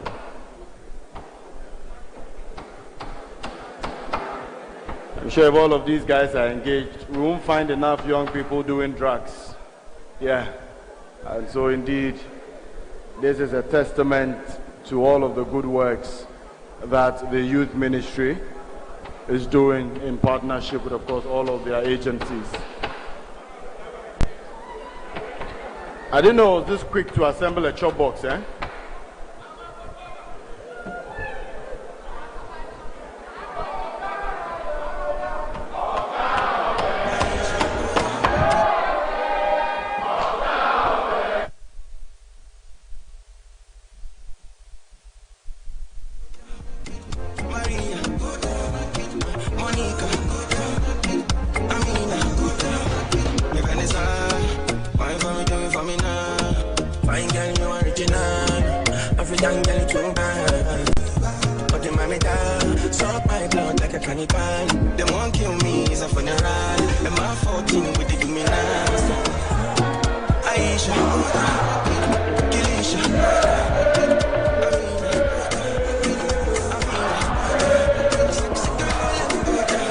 Thank you. Charlie, where the movie I had one fanko. Monjensi hosa. Fanko, monjensi hosa. Na table no the Sunday fufu. And I must go near Benquine. Beautiful. Round of applause for them, ladies and gentlemen. This is beautiful to see. This one you are seeing the thing. Gafili Gadochi. You know we hear say. You now they see the thing they go on. That's right. That's a trouble on Kayacho.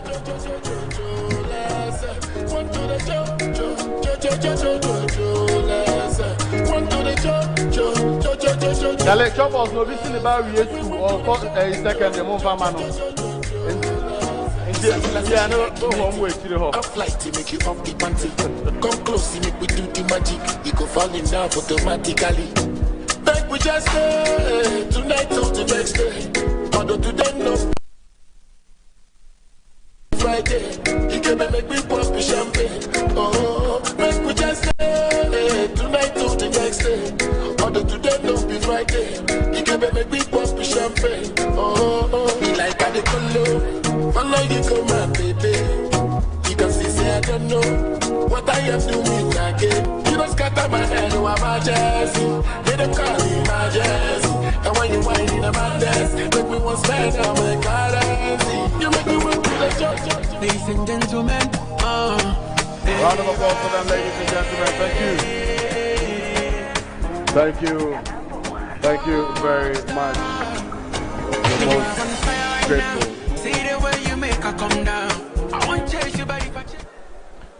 So if you've been hearing about National Apprenticeship Program, today you are seeing National Apprenticeship Program in action. Another round of applause for them.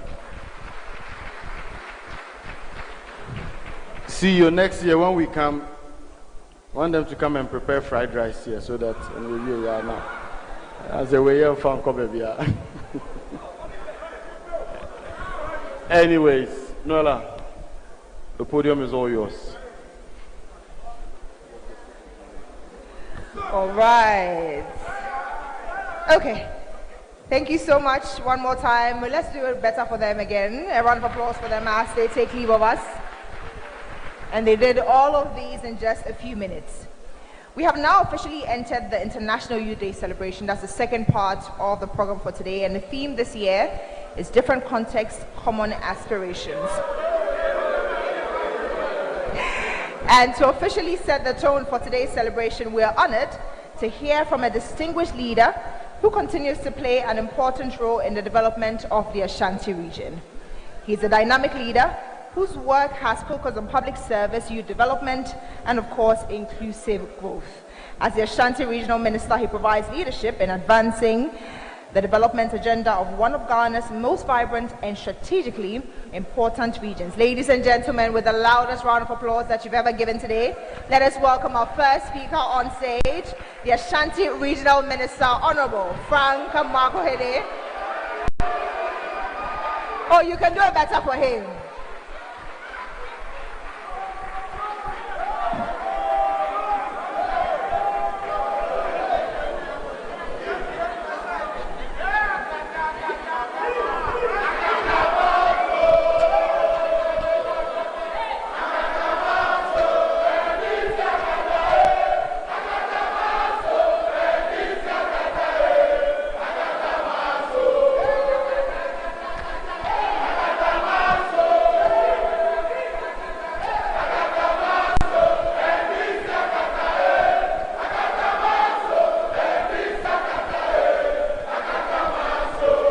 Thank you.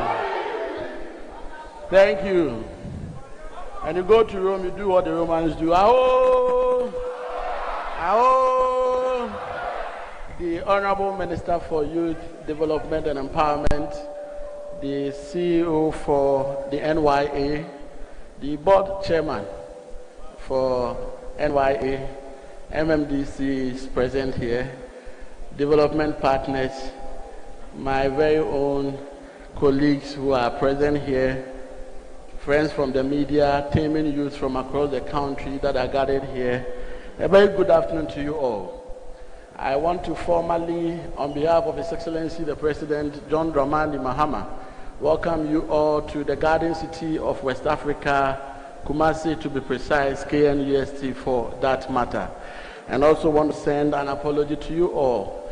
Yesterday I was expected to be part of the opening. Fortunately or unfortunately, we had been invited already by the Interministerial Coordinating Committee on Decentralization, which had the presence of the Vice President, for which reason all regional ministers were compelled to be present, and for which reason I made my MCE for Foyukrum, who hosted the jurisdiction, to stand in my stead. The region is a very rapidly growing one. Most definitely, as we have with the country at large, we have a lot of youth population here in the region, representing about 39% of the region's population. The region's population is around 5.44 million. So the youth population is around 2.1 million. What it tells us as a government is that most definitely our policies, our direction as a government cannot leave the youth behind. The technical team, if you are ready with the pictures I want to show the crowd, you can actually project for me so that I can take you through some few concerns from us as regional ministers, as local government representatives, so far as youth development is concerned. Honorable Minister for Youth Development and Empowerment, recently the Labour Minister was here to declare a child labor-free zone area within Achumamponia. That's the first of its kind within the country and, for that matter, West Africa. We equally took advantage of same to engage with some students within these enclaves. And we have noticed a very worrying trend with the boy child when it comes to education. We had a lot of effort with send your girl child to school. It is helping, but we have a serious problem with boy child, especially in the Galamsey areas. We have noticed with keen concern that usually during classes hours, you don't find a boy child in school, especially in these areas. We will count on you and your intervention in making sure we are able to intervene in this regard. Go back for me. The region we are talking about, Ashanti, these are statistics as I mentioned. Let's go. We'll be going fast, very fast. Okay, this is our map. Let's move. We have 43 districts, and I'm mentioning this because as a government, we are committed to creating jobs. We are committed to giving you employment opportunities. We are committed to making sure your businesses grow. You would only be able to tap into same if you follow the program of the government and what we are doing, so that you will be led to send the required proposals at the needed quarters to be able to tap in, and also be able to know what the government is doing and delivering across the districts. As we speak now, minus the central government projects, i.e. roads, Ministry of Education projects, Get Fund projects, and all that, President John Dramani Mahama has made available to all districts across the country 80% of the district assemblies common fund, for which reason they are delivering tangible developments across the districts. Here in Ashanti, we have 545 of them across 43 districts, with over 3,000 individual projects ongoing. Let's move.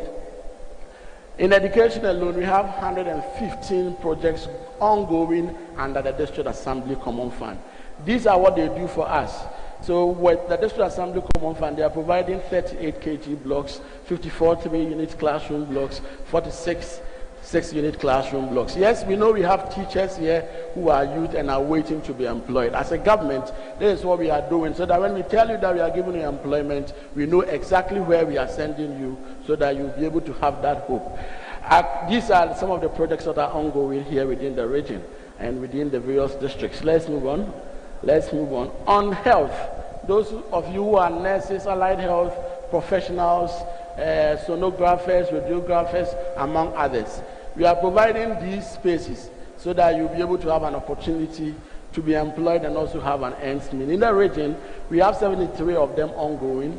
9 of them are health centers, and we have 14 of them that are additional health facilities that we are expanding under the District Assembly Common Fund. Let's move on. Let's move. These are pictures of the health centers, and they all come with teachers' bungalow attached to the classroom blocks and nurses' quarters attached to the health centers. These are the provisions we are making under water and sanitation. Let's move on. Let's move on. Let's move. Okay, let's keep going. And a 24-hour economy. This is what we are doing. We don't call them markets. They are 24-hour economy model centers, because they have spaces for pharmacies, spaces for clinics, schools, banks, together with the open stores and the lockable shops. You are all, or most of you have been on campus. Many of your night markets, when you go there, irrespective of the time, you'll be able to find whichever services you want to have within those areas. So these are facilities coming up that are going to provide physical job opportunities for many of you who are entrepreneurs and who want to tap in. So 41 of them are ongoing within the region. Across the country, the 261 districts, every district is tasked to put up one of these. So as you live here, I want you to have a collaboration with your municipal assemblies, so you'll be able to know what we are doing and tap into what the districts are doing to benefit from same. Let's move on. So these are the projects coming up under 24-hour economy model markets here in the region. Okay, let's keep going. Let's keep going. Under governance and security, yes, this year, President has made available opportunity for us to employ most of our youth under police, security services, including military, among others.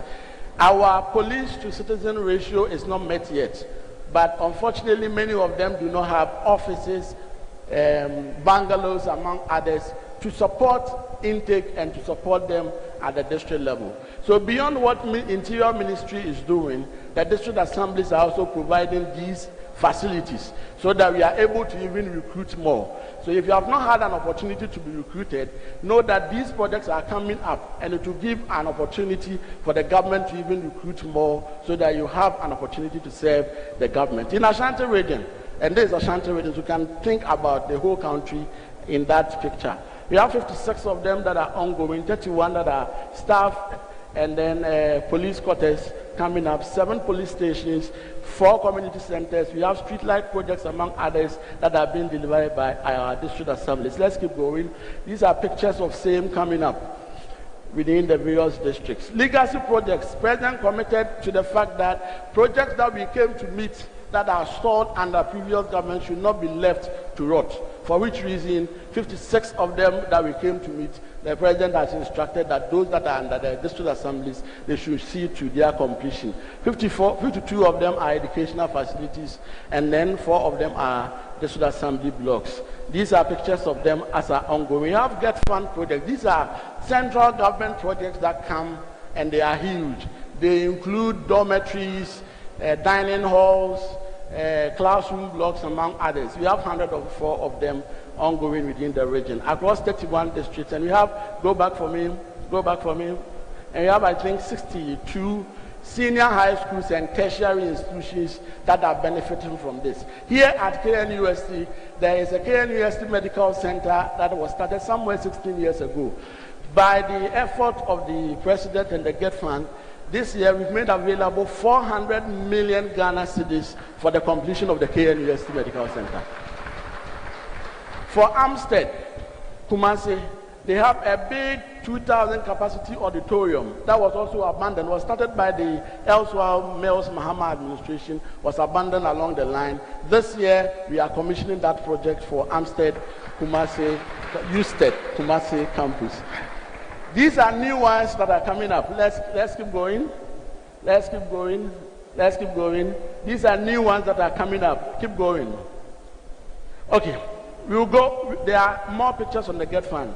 But as we do that, what we also do is that we encourage private participation in governance and in the economy. So usually when we do visit communities and the districts, we visit private companies that are doing well within those areas and see how we'll be able to form a partnership with them.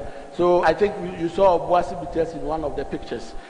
These are all Get Fund, common fund projects. Keep moving, keep moving, keep moving, keep moving, keep moving. These are all projects we came that were abandoned and have been fixed by this current administration. They are not the focus for me here. Let's keep moving, keep moving.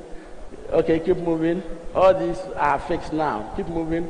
Okay, we keep engaging the youth also in other activities at the district level and at the regional level. So you could see some of my MMDCs together with the youth. We call them the teams that are in town, interact with them, see how best we are able to support them, among others. On the security issue, I mentioned illegal mining. Move. Which minister I want you to help us with? So go back. With the illegal mining, what we are also realizing is that aside it affecting students in the mining areas, we are recording higher cases of drowning, which usually is among the youth. Just in the course of this quarter, we have recorded 23 cases of drowning in pits of illegal mining, 12 who are adults, 11 children within 19 districts. And as I speak with you now, there are still 4 bodies we have not been able to retrieve. So as we go in our communities and as part of the campaign, let's try and then also have this in mind because it's taking precious lives away from us. These are pictures of some recovered bodies from same. With this in mind, the Lands Ministry, together with the RCC and the districts, we are embarking on reclamation exercises so that we will be able to cover as many of these pits as possible. NIMOS is also on grounds helping us to be able to fight this canker. Let's keep going. So that's the Lands Minister. The UK High Commission has also helped us to build these makeshift structures in the forest so that the foresters will be present over there 24/7. What has happened is that we've been able to drive these illegal miners away from the forest, but the communities that live by, they go there in the night. When you go there by the day, they come out, and during the night they will go there. So what we are doing is that we are putting up these structures in the forest so that we can have our foresters be there throughout the night to patrol the areas for us. There's Odan River. It serves almost all the Amansia area, and that makeshift structure is to help protect this facility. Let's keep going. Let's keep going. So NIMOS and all these teams are helping us. Let's go. These are reclamation efforts ongoing. These are additional security facilities that I mentioned: police hospital, police, immigration complexes, among others. Let's keep going.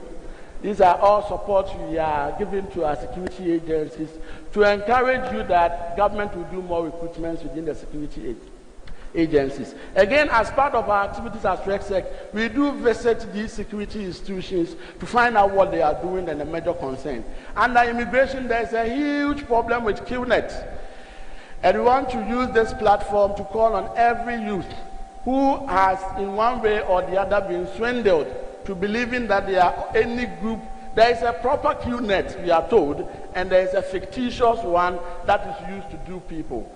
So if you want to travel, if you want to leave the confines of this country for greener pastures, utilize the recognized travel agencies or institutions within the country that can help you, instead of falling for a prey for the QNet and their groups.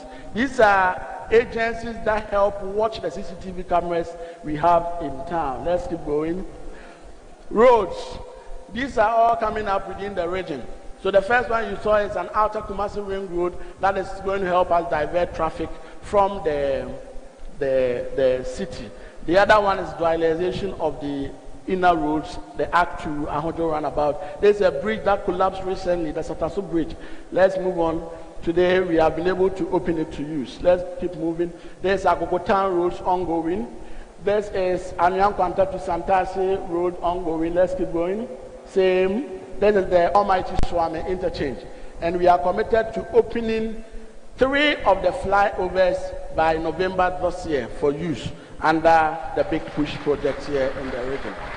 And lest I forget, the Sofala interchange, which was started some 16 years ago, will be completed this year by His Excellency the President of the Republic of Ghana for use here in the region.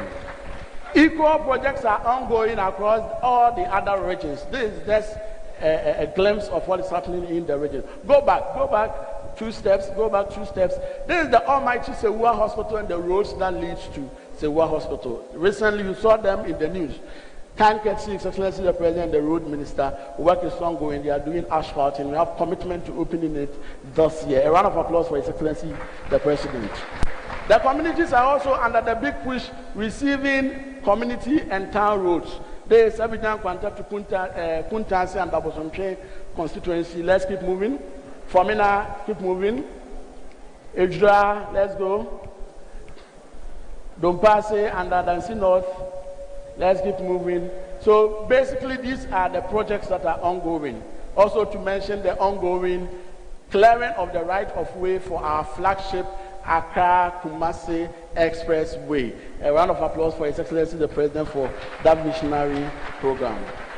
With the support of, let's keep going, the Youth Minister, here in the region we have decided, these are rural roads that we want to work on.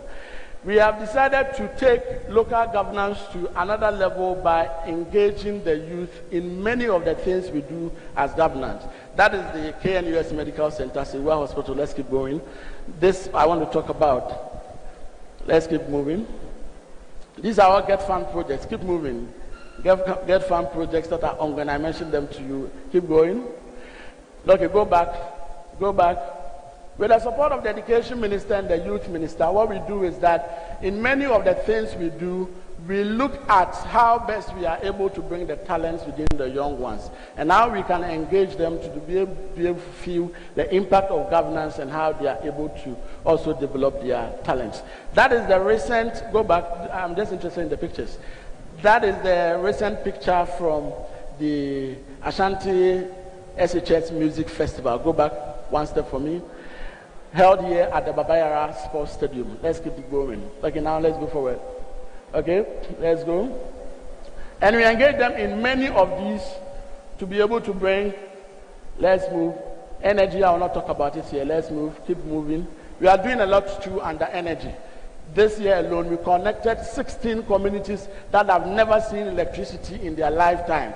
This year, thank you, His Excellency the President, in Ejra for Chedumasi Municipality. Pause here. Honorable Minister and CEO for NYA. These are the equipments you supported Ashanti region with under the National Apprenticeship Program, and same was delivered to every beneficiary that was entitled to same. A round of applause for our leaders. Let's move. Let's move. Let's move. President is helping us with some housing infrastructure. Let's move. Agric. Honorable Minister, we are introducing what we call the school farm project under the Agric department for our senior high schools. We have noticed that they have huge lands that are unused and are being encroached. So we have designed a model together with the Agric department that we are implementing. Beyond that, we are doing a similar thing for the various district assemblies. Let's keep moving. This is all under Agric. Let's move. Let's move. Let's move. Okay, keep going. So that's the school farm initiatives. These are sample schools that we use for our pilot studies. Keep moving. Keep moving. Okay, keep moving. Keep moving. Then let me conclude. Keep moving. Keep moving. Keep moving. These are sanitation issues. Keep moving. Keep moving. Okay, let's keep moving. Let's go. These are all sanitation issues I don't want to talk to them about over here. Keep moving. Keep moving. Keep moving. Keep moving. Okay, so I'll start from here.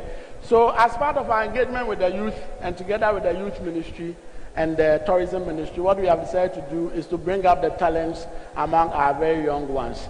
During the last year and this year, we organized the inter-district football competition among under 17 young talented people within the region.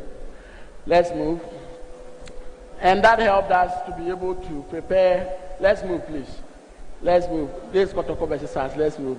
Let's move. Let's move. Let's move. Let's move. So these are under, move, the next one. These are, go back. Go back. These are under 17 referees, well trained here in the region, who have been officiating for most of the coast matches here in the region. So, Minister, together with your support and together with the works that you are doing, we want you to come on board fully together with NYA and help us. Beyond that, there's a project under NYA at Nyinahini, that is the Nyinahini Sports Complex. I want to use this opportunity to plead with you when it comes before your table, maybe include it in your 2027 budget so we are able to support these young ones. Let's move. Let's move. These are all engagements with the young people here in the region. The winners were given awards. Let's move. Okay, the previous one. Minister, together with the tourism ministry, we held an Ashanti Media and Music Summit, where we brought on board the renowned legends within the music and the media industry to be able to engage with the young ones and also mentor them for us. Beyond that, let's keep going. We also held a film summit together with NFA. Let's move. Let's move. Together with NFA, move a step back for our Kumawood fraternity. This is the legendary Asokwa interchange, where we use our visual art students to confuse the whole of Ashanti region. So last year, around June, we went for a National Sanitation Day exercise. Myself, together with the Asokwa MCE, we inspected this facility, and this is the state we came to meet the interchange. We decided that we should give it a facelift, and there was a proposal to use our senior high school students. Let's move. So this is the before pictures. Let's move. These are the before pictures, and these are the after pictures. So once you are in the region, you can just pass by and look at them. This is the first open air library here in the region and in Ghana, for which my very good friend Paul Yando say in Kukubuno. I want to categorically state that it is not in Kukubu. So we have close to 300 people visiting these spaces just in a day. Let's move. So people go there, read, and also abreast themselves with what is happening so far as our history is concerned. There's a project coming up for one of the districts in the same regard. Let's move. So we also held a seminar, Minister, under NEIP, which is still under your ministry and with your support, to train them so that the visual arts can become an enterprise for these young ones, together with the CEO for NEIP right in the picture. So this was also held this year. The tourism minister was in town to equally support and inspect the project. Let's keep on. Let's move on. Let's move on. These are all from Ashanti Fest engagement with the youth, Gamma Festival and all that. Let's move on. This is a grantee wall organized at Fomena. Let's move on. The drama log organized by our legendary Kumawood stars. Let's move on. Let's go. Let's go. The last I want to talk about is our commitment to opening up the region and the country for investment. And that was also done with the Honorable Trade Minister. There's a Ashanti Expo 2026. So we had over 400 different enterprises that came to exhibit their products. And we also had products being exhibited by institutions and agencies that have been supported by the NEIP. Let's keep moving. So this is from the Ashanti Expo. Let's move, let's move, let's move, let's keep moving. From this program, go back, the Ashanti Music Program, we committed to adopting 50 of the street youth to be able to support them under the National Apprenticeship Program. And together with you can put your hands together for CEO. With CEO, we have helped us enroll them. So that is one of the things we are doing in the region under your ministry. Let's move, let's move, let's move. Fashion. We saw the beautiful fashion display here. Kind courtesy National Apprenticeship Program and the Ashanti Fashion Industry Network, we are able to come up with the Ashanti Fashion Festival every year. This year, that is the Sunyani West MP, Kwabri East MP, and yours truly, Atarena Botokra Nahono. That is it for you over there. Let's keep going. And we feature your masters and the apprentice you have given under the fashion industry. So we are able to do all this. Let's move. Let's move. Let's move. Who is controlling it? Okay, keep going. Keep going. Keep going. And lastly, the disabled within the region felt a bit left out. So we deliberately engage them in an attempt to understand what their challenges are, be able to support them, and also be able to get closer to them. And we hosted close to 700 disabled members and also members from various orphan homes at the Asukwa interchange. Let's move on.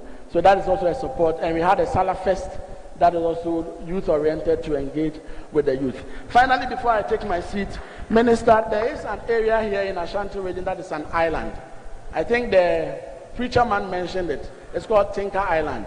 We have over 5,000 of our youth who are at a stage we call substance use disorder. And they are at that stage where we need to help them rehabilitate their works. With your support last year, together with the Interior Minister, we were able to bring out 500 of them, gave some out to the rehab homes to help us with the rehabilitation. Unfortunately, the difficult area is reintegrating them back into society after the rehab. There is this gentleman, let me share a story with you, who was sent by the family to go and buy a casket or coffin for the uncle, and got introduced by a friend to Aviator so that he's able to double the returns. How many of you know Aviator?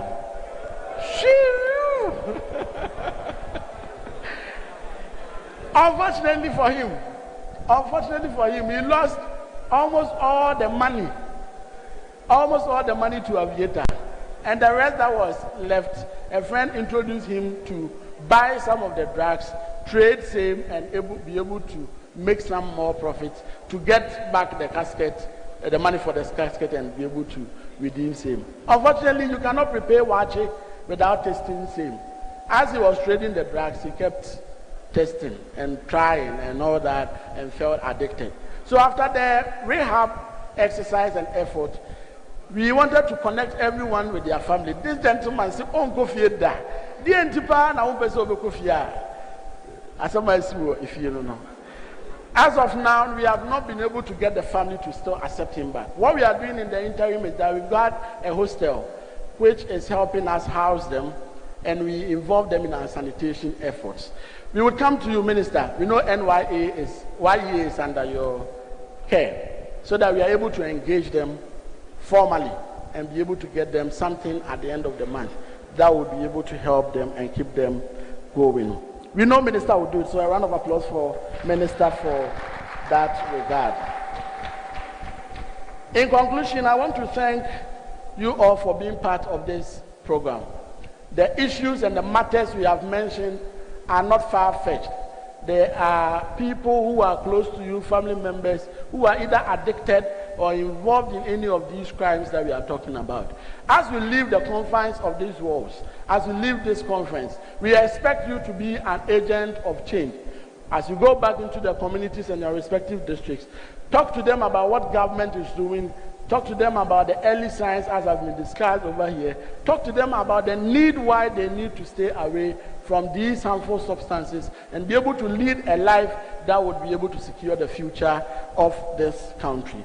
With that said, and knowing very well that today is International Youth Day, I want to, on behalf of the good people of Ashanti region, wish all of you a happy International Youth Day and formally welcome you to Ashanti region again. Thank you for your kind attention.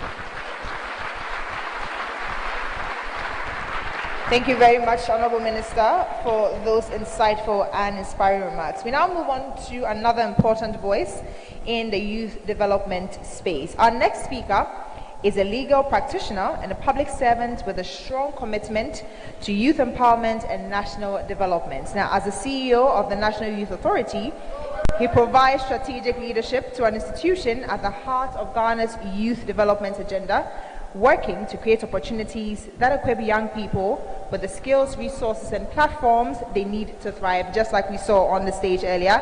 And so on a day dedicated to celebrating the incredible potential of young people, there could be no more fitting voice to hear from. Ladies and gentlemen, with the loudest round of applause, let's welcome on stage the Chief Executive Officer of the National Youth Authority, Mr. Osman Ayaraga Esquire. A round of applause.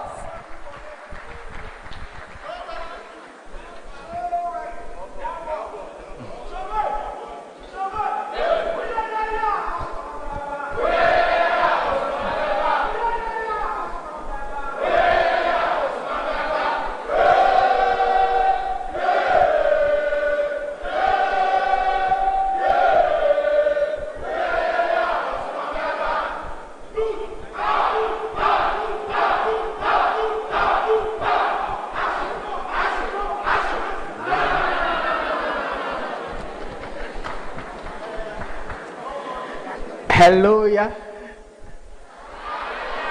Hallelujah. Chill boy. Chill boy. Chill boy.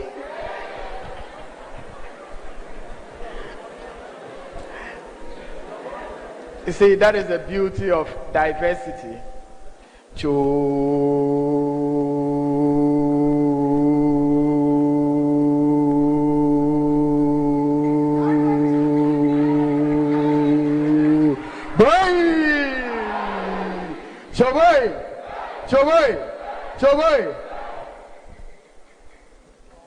Youth, youth, youth, youth, youth, youth, youth, youth, youth, youth, youth, youth, youth, power, power, power, power, action.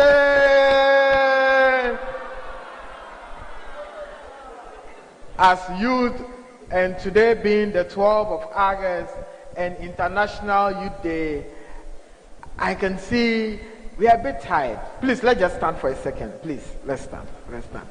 You know, just let's go through a small exercise. Now, let's kick our left leg 5 times. Let's start. 1, 2, 3, 4, 5. We are all counting together. So the left leg first. 1, 2, 3, 4, 5. Are we done? Now the right leg. 1, 2, 3, 4, 5. Please, the right hand. 1, 2, 3, 4, 5. Left hand. 1, 2, 3, 4, 5. Do you want to go another round? Okay, now we are going 4.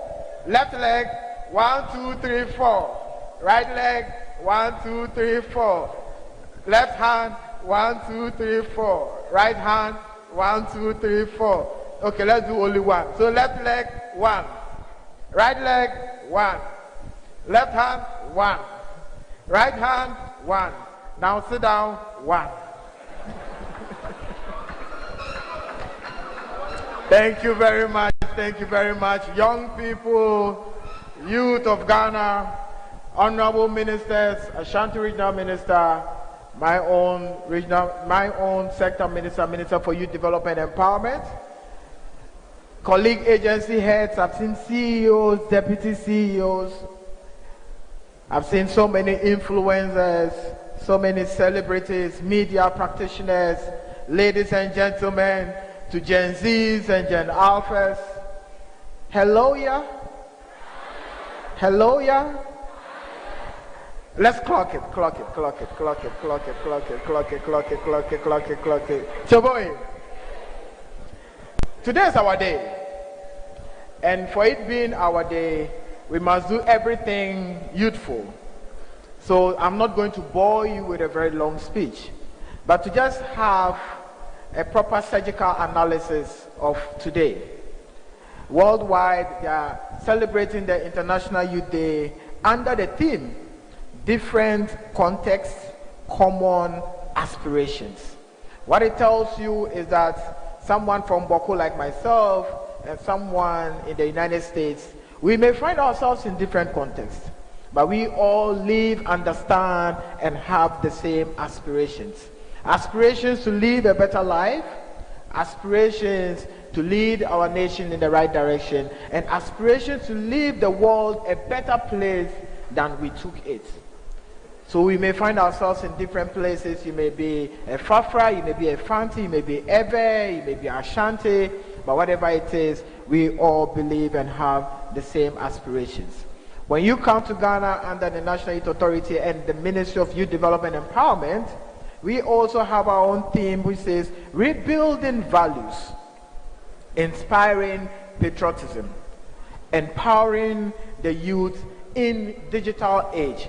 And this is our context which has brought up this theme. And this theme wouldn't have been as timely as it is now, where we as a young generation, we have all the opportunities and all the powers that we have at our disposal. But the question is, are we using it meaningfully? Are we using it in a very patriotic manner? Are we using it to develop ourselves, or we're using it to destroy ourselves? Today, social media has become a very powerful tool, where in the comfort of your room, you can speak to over 10 million people, depending on your followers and the quality of your content. Are we using that tool positively to impact change and to impact society? I believe the answer to that question is a yes. And to those of us who are not using it positively, we use this opportunity to call on you. Let us live responsibly. Let us live in a very patriotic manner. And let us live with the core values, knowing that this is our nation and this is our world and this is our time. Every day we hear the youth are the leaders of tomorrow, the youth are the leaders of tomorrow. But I'm here to tell you that the African youth is ready to take over the mantle of leadership, not tomorrow, but today. And that is why when you chant the youth chant, you say, when do you need that action? Now, now, now, now, not tomorrow, not the future. For the future is unknown. And I can tell you without a shred of doubt that the youth of today are ready to take over the mantle of leadership. His Excellency John Dramani Mahama has shown to the entire world what young people can do when given the opportunity. And I think African leaders need to emulate and copy the traits and characters of His Excellency John Dramani Mahama for living and having one of the youthful or most youthful government in Africa. And that government is performing excellently well.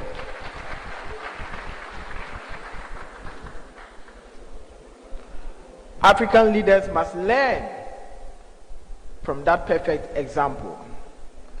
And to the youth, when given that opportunity, You can either open that door for more youth to be given the opportunities, or you can shut it based on how we conduct ourselves when given the opportunity. I call on all young people, whether in government or in the classroom, whether on the streets or in the palaces, to live responsibly and to live well. Every time in history, the youth find themselves at a crossroad to decide whether we will be the solution or we will be the problem of society. But those decisions have been influenced by the actions of the people that govern us. Whenever you see young people on the streets fighting for freedom, it is because people in power are suppressing them. When you see young people fighting for economic empowerment, it means the people that matter and in government are suppressing them. But when you have a classical example, like you have in His Excellency John Dramani Mahama, where young people are the ones leading, that at the end of the day, young people know that they have hope and surely they will deliver. And this is the classical example we talk about, not only in Ghana, but for the entire world to copy. As you can see, Africa needs to harness and nurture its skills. And that is why today you see a beautiful exhibition. It looks very beautiful, but I can tell you that the National Apprenticeship Program by His Excellency John Dramani Mahama is the greatest social intervention in the history of this country.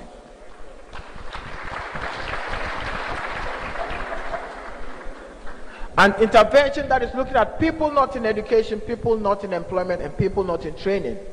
Most often than not, we concentrate so much on people in education because it is much easier to organize and mobilize people in education. But in the informal sector, what do we do about them? And that is why we believe in the wisdom of His Excellency John Dramani Mahama. 5 apprentices put under a master craftsman, and in 5-6 months they are able to manufacture a dual decks and a mono decks and even a chop box, meaning they are ready for school. Not only are they ready for school, but they have also been able to provide a living for themselves. And if those 5 people have siblings or family members, you and I can understand what that means. It means we are reducing poverty. Clearly, if you're able to have this being manufactured in large scale, it will surely reduce the importation of some finished products such as the dual decks or the mono decks.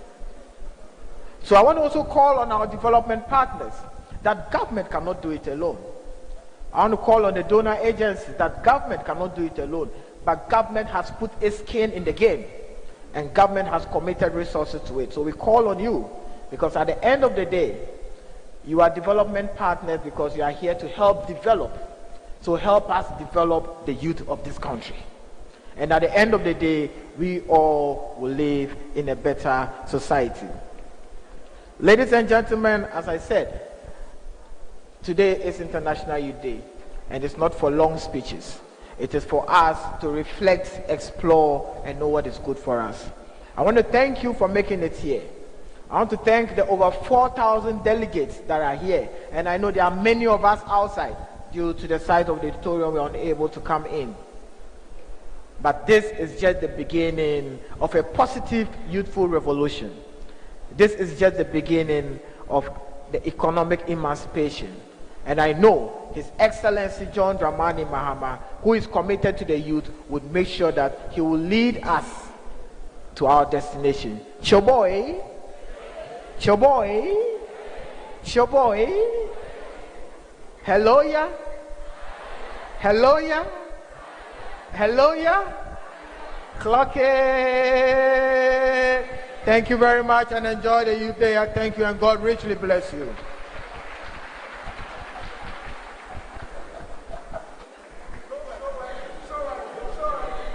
Thank you so much for that. Looks like our CEO is more Gen Z than most of us.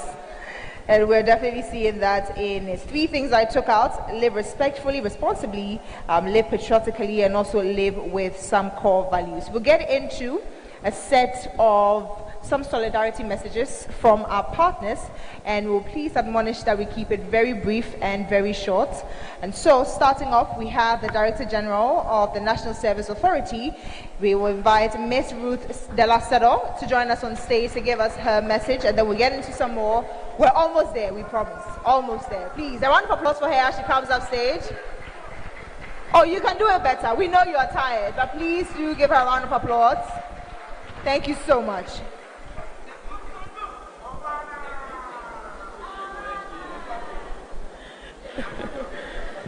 Hello, everybody. Chobwe. I was just wondering for a minute how I can Gen Z myself, like the way Osman did, but I'll leave that for him. Honorable ministers and everybody gathered here, it is a great honor and privilege to be among all of you today. Of course, today is our special day, and it is our day. It is a day to celebrate the most vibrant and the most important group of people who are the youth. And as I see all of you, I see and I feel the energy. I see and I feel your readiness to make change and to make the impact that we are all looking for. And so on this note, I want to associate myself with National Youth Authority and to celebrate this special day and to urge all of you that don't back down on your dreams. Don't get distracted. Continue on the tangent that you are on and ensure that the next generation of leaders, you will find yourself as part of them. Hello? Do you believe in that? Do you believe that you can become the next Director General for National Service Authority? Do you believe that you can become the next Minister for Ashanti Region? Do you believe that you can become the next Minister for Youth Development and Empowerment? Do you believe you can become the next MP? You believe you can become the next President, right? It starts now. It starts with you. It starts with your level of motivation and inspiration and getting focused and remaining focused. And we are all here as much as we can to help you and support all of you to get your dreams, realized. And at National Service, we are doing everything we can, possibly and impossibly, to ensure that we connect graduates who complete and become personnel to the right source. And that is why we are aggressively working on connecting personnel to the private sector, so that at the private sector you can directly get the jobs, get the opportunities, and I believe that we can create the better Ghana that we are all looking for ourselves. And so don't leave it for the government alone, don't leave it for President Mahama alone, don't leave it for us alone. Get involved, make your voice heard. And if you want to criticize, please criticize appropriately, using the right words. Insults are not criticisms. And don't forget that if you go on that tangent, definitely the law is the law. Thank you very much and enjoy this day. Thank you very much. Very brief and precise. We move on to the Youth Employment Agency, and we'll invite on stage Madam Priska Sedinam Kekeshi. A round of applause for her as she comes on stage to deliver her solidarity message. Oh, a round of applause, ladies and gentlemen.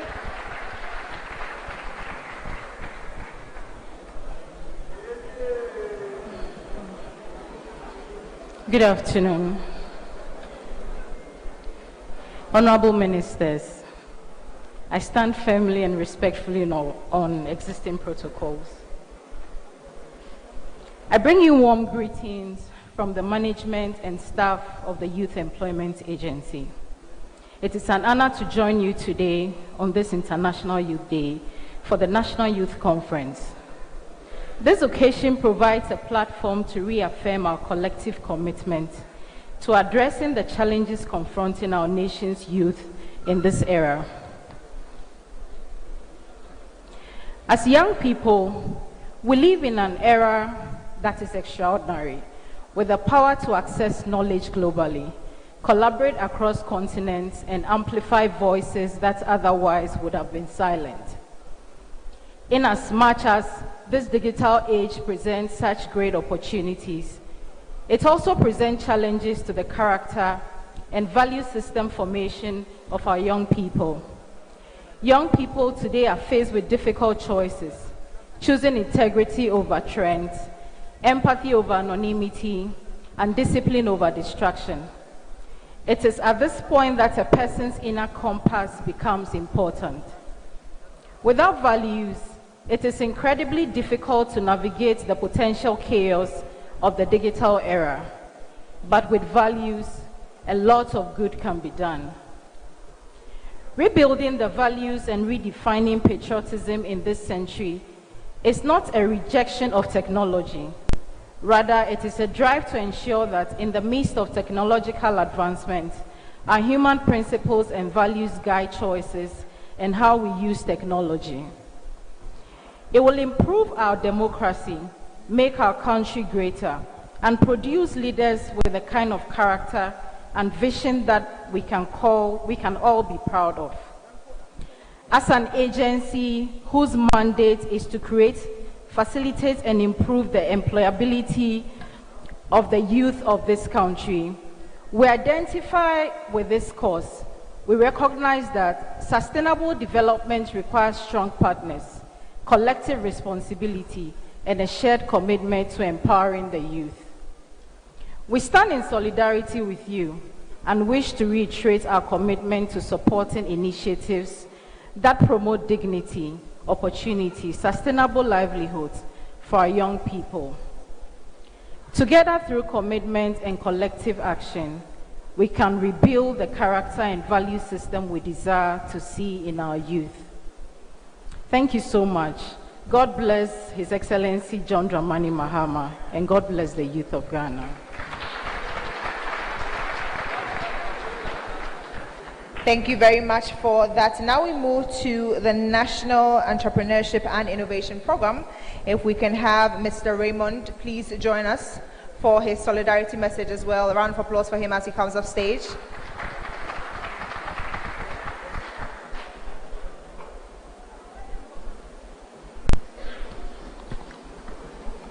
Thank you. Honorable Ministers, may I also take the opportunity to use the existing protocol, also deliver my message from NEIP.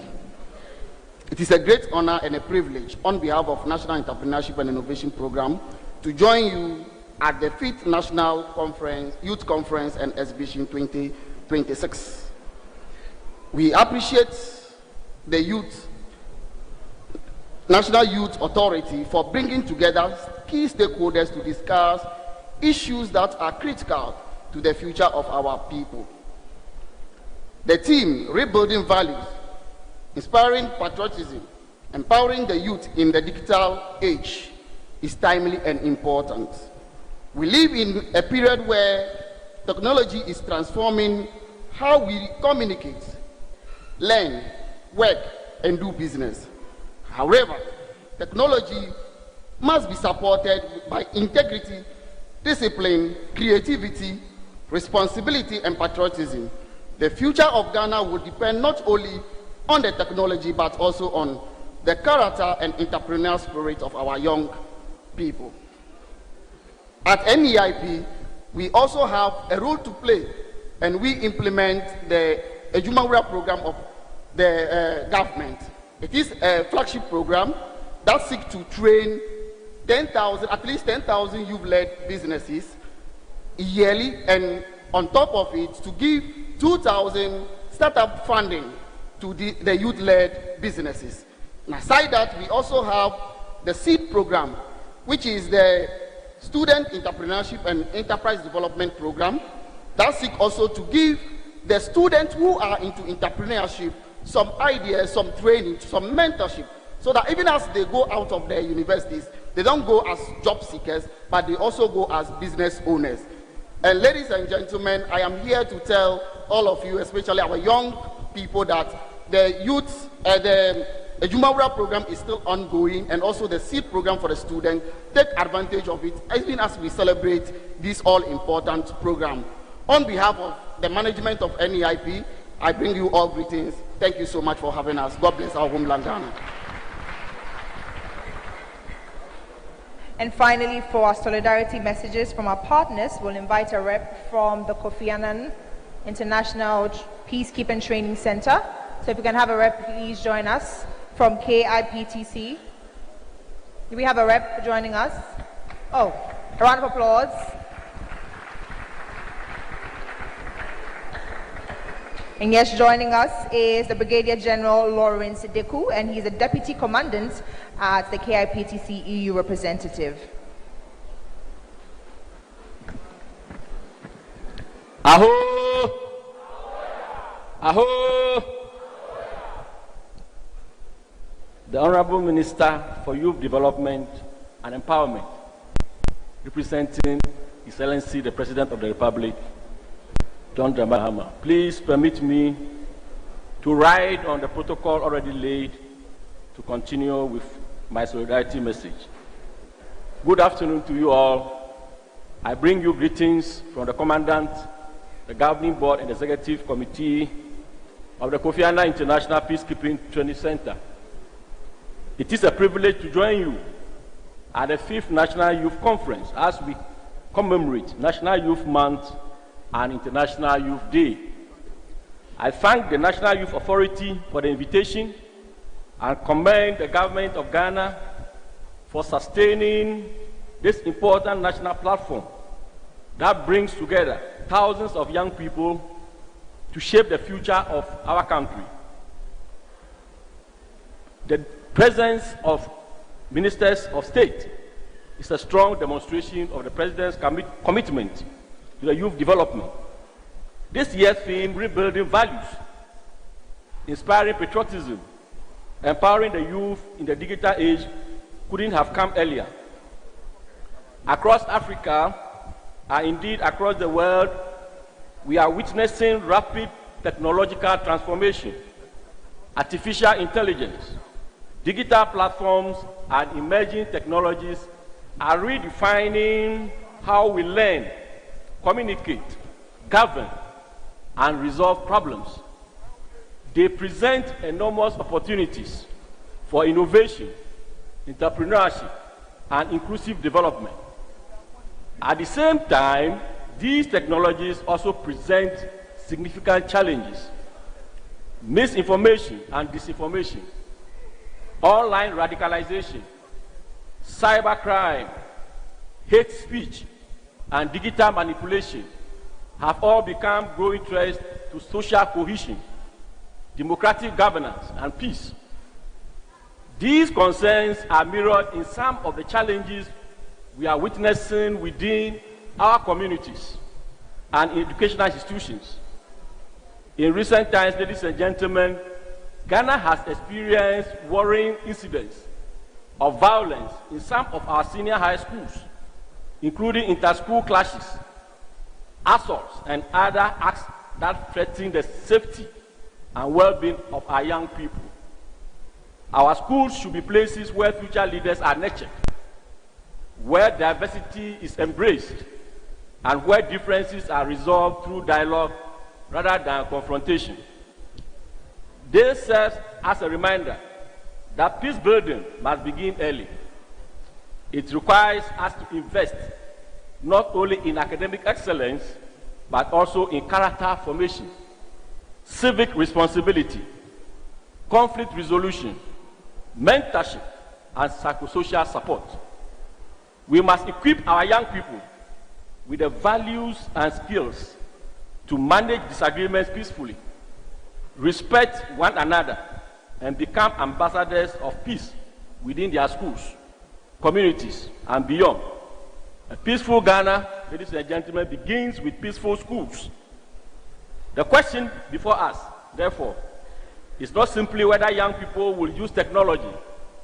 The question is how they will use it. Will technology divide us or unite us? Will it fuel conflict or promote peace? Will it weaken our values or strengthen our sense of responsibility to one another? The answers depend largely on the choices made by today's youth. Ladies and gentlemen, the Kofi Annan International Peacekeeping Training Center firmly believes that young people are not merely beneficiaries of peace. and development.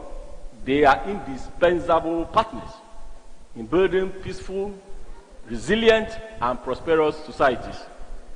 Our work, however, the years has consistently demonstrated that when young people are equipped with knowledge, leadership opportunities, and meaningful participation, they become powerful agents of prevention, dialogue, and transformation. Through the Women, Youth, Peace, and Security Institute of our center, we continue to support evidence-based policy, research, capacity building, and dialogue that advance the Youth, Peace, and Security agenda in line with the United Nations Security Council Resolution 2250 and the African Union Continental Framework on Youth, Peace, and Security. We are working with governments, regional institutions, civil society, academia, and development partners to strengthen youth leadership in peace building, conflict prevention, governance, and sustainable development. We are also paying increasing attention to emerging issues such as artificial intelligence, digital governance, online safety, and the evolving security landscape, because the future of peace will increasingly be shaped in digital spaces as much as in physical ones. Young people must therefore be equipped not only with digital skills, but also with ethical leadership, critical thinking, and strong commitment to democratic values.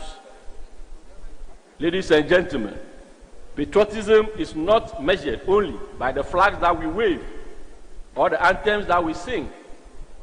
True patriotism is reflected in our daily actions. It is demonstrated when we reject corruption, when we protect public resources, when we respect diversity, when we choose dialogue over violence, when we use technology responsibly, when we build businesses and create jobs, when we volunteer our time to improve our communities, and when we recognize that our individual success is inseparable from the progress of our nation. To the young people gathered here today, I would like to leave you with 3 simple thoughts. 1, invest in your character as much as your competence. In a rapidly changing world, technical skills may open doors, but integrity, discipline, and humility will sustain your leadership. Secondly, be responsible digital citizens. Before you post, please verify. Before you share, please think. Before you amplify information, ask whether it contributes to the truth, peace, and national unity. The digital space should be a platform for innovation, learning, and constructive engagement, not division. And lastly, leadership is not defined by position or title. It begins with everyday choices, with service, with accountability, and with the willingness to solve problems within your communities. Ghana needs young people who are prepared not only to inherit the future, but to actively shape it. Ladies and gentlemen, the challenges confronting our nation and continent are complex. No single institution can address them alone. Government, academia, the private sector, development partners, civil society, and young people themselves must continue working together to build inclusive institutions, expand opportunities, and strengthen peace. As we speak, delegates from the Kofi Annan International Peacekeeping Training Center and the National Youth Authority are representing Ghana at the 5th Continental Youth Peace and Security Forum taking place in Bujumbura, Burundi. Together, we are making impact locally, building relevance continentally, and granting recognition globally. The Kofi Annan International Peacekeeping Training Center remains committed to supporting this collective effort through research, training, policy engagement, and strategic partnerships that place young people at the center of sustaining peace and security. I heard you. As we celebrate International Youth Day, let us renew our shared commitment to creating a Ghana where every young person has the opportunity not to only dream, but to also lead, innovate, and contribute meaningfully to national development. So on behalf of the KIPTC, I congratulate the National Youth Authority for convening this important conference and assure you of our continued partnership in advancing Ghana's youth and development agenda. Together, let us rebuild values. Together, let us inspire patriotism. Together, let us empower a generation that will lead Ghana with integrity, innovation, and purpose.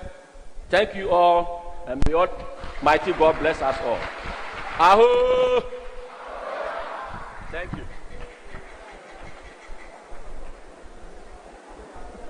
That's a typical mic drop session. Thank you so much for that. Now we move on to a rep who is going to be speaking on behalf of the UN resident coordinator. But before that, I know it's been a long day and we're tired and we're hungry, right? Lunch is ready. Lunch is ready. That's some good news coming your way, but in no time, we'll be going for that. A round of applause for yourselves for staying till this point. You've done amazing. And so inviting on stage is Miss Emily Nafambo. She is the Deputy Country Representative for UNFPA, and she's speaking on behalf of the UN Resident Coordinator. So please do join me on stage. A round of applause for her as she comes up stage. It'll be very brief, I promise. It'll be very, very quick.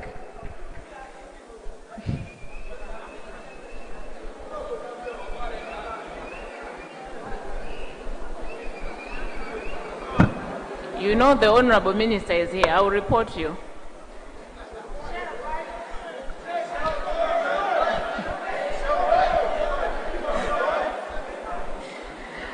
Honorable Minister, our Minister for the Ministry of Youth and Development and Empowerment in Ghana, our Regional Minister for the Ashanti region, Dr. Frank, the Chief Executive Officer for the National Youth Authority, my friend, Mr. Ayariga Esquire, Choi Boy,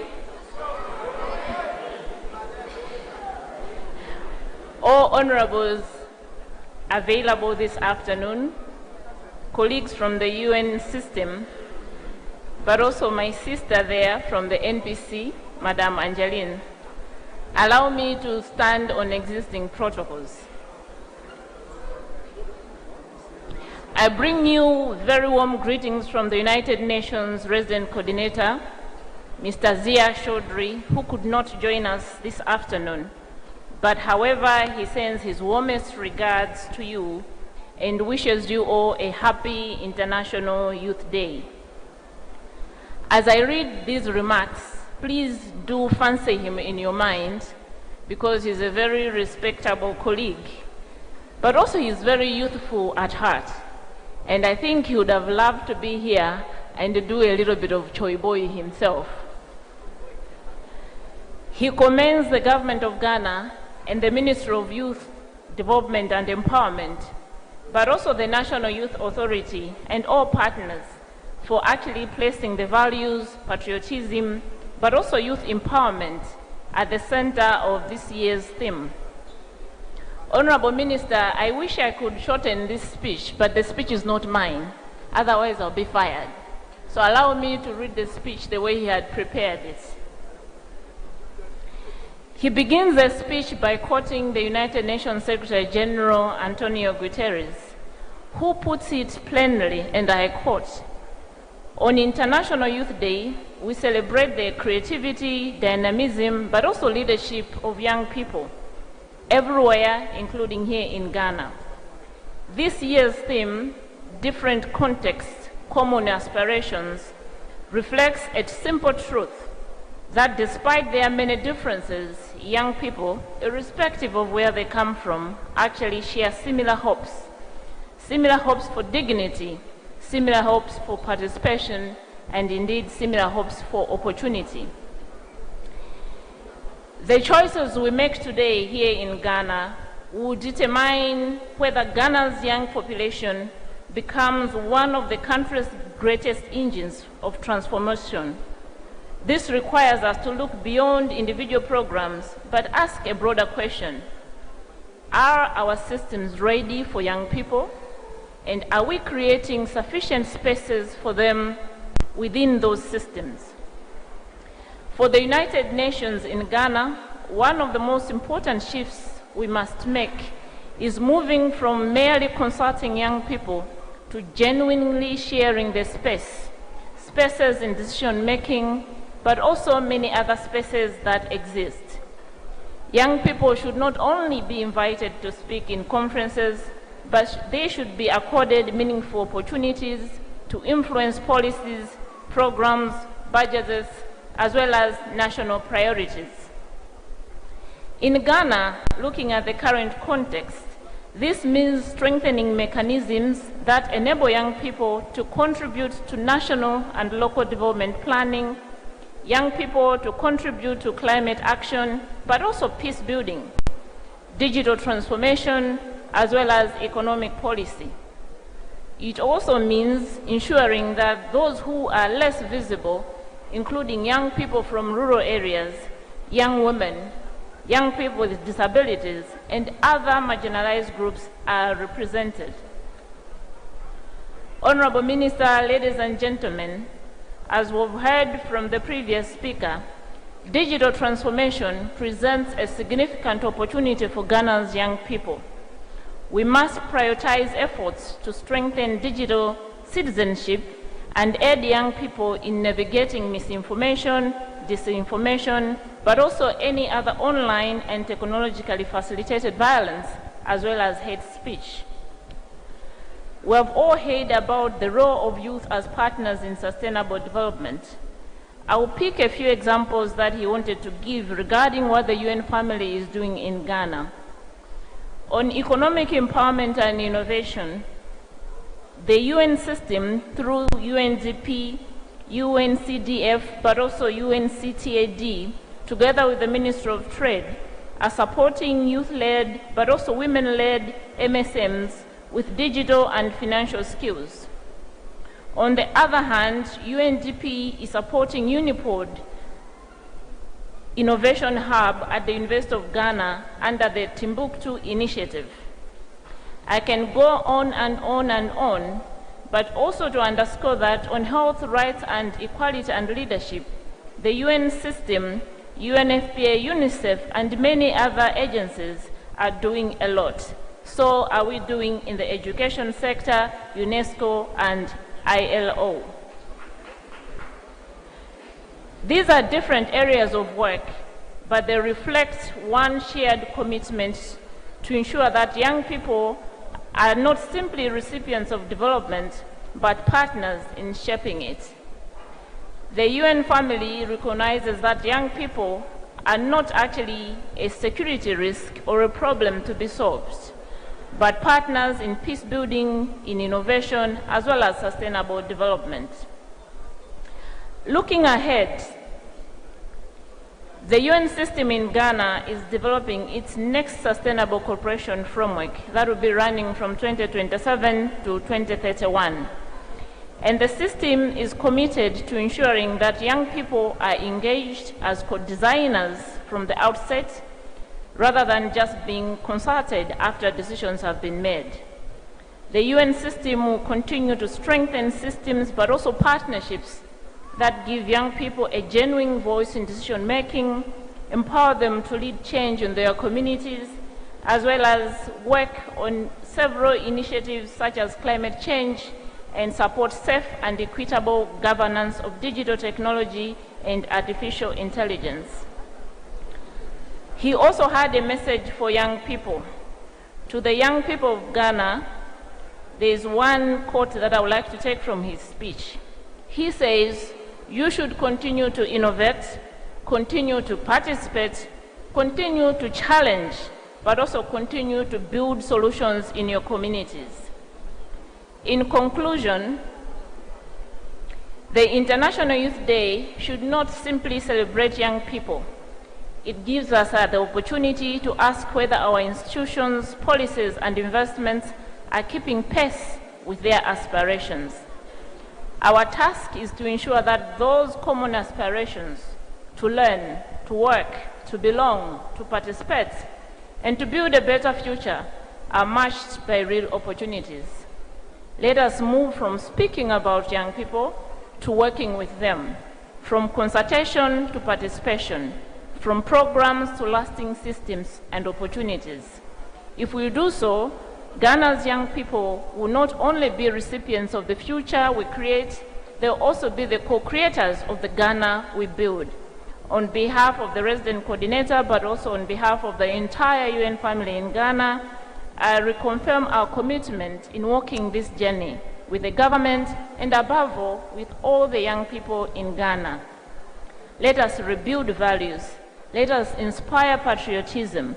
Let us create opportunities, and let us empower young people to shape the future they will inherit. Thank you very much for your attention. Mesdames, Oasi, Medasepa.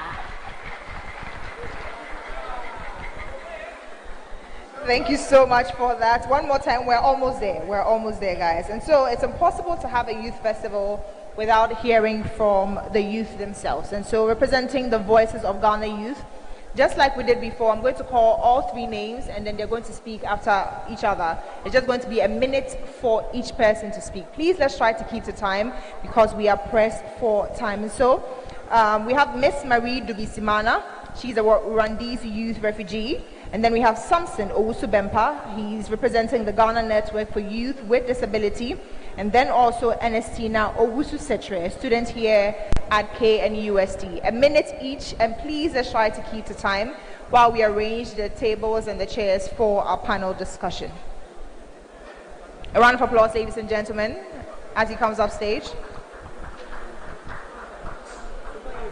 They are joining me, they are joining me. They are coming.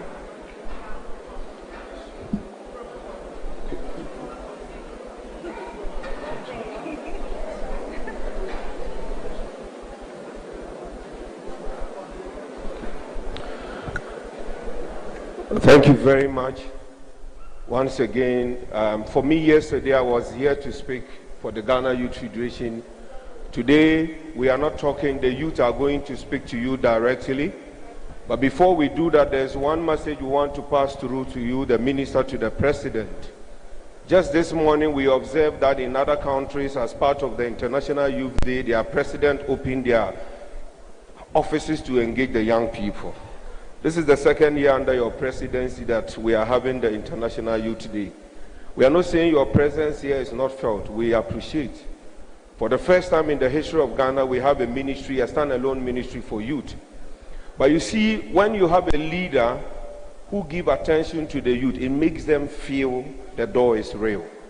And so we are saying, if the president have time, that since he's not able to be here, we want you to bring him to the National Youth Forum, beg him, because the youth want to have one-on-one with the president. And then on that note, please, let me allow my youth leaders to talk. Thank you, Mr. Sheriff Gali. Inclusion has been a rhythm in all spaces, be it civic and across the multiple dimensions in which human lives are expressed. How do we synchronize systems that initially left people behind? How do we build agency? How do we ensure sustainability before it matters most? This justifies this year's theme for the International Youth Day celebration.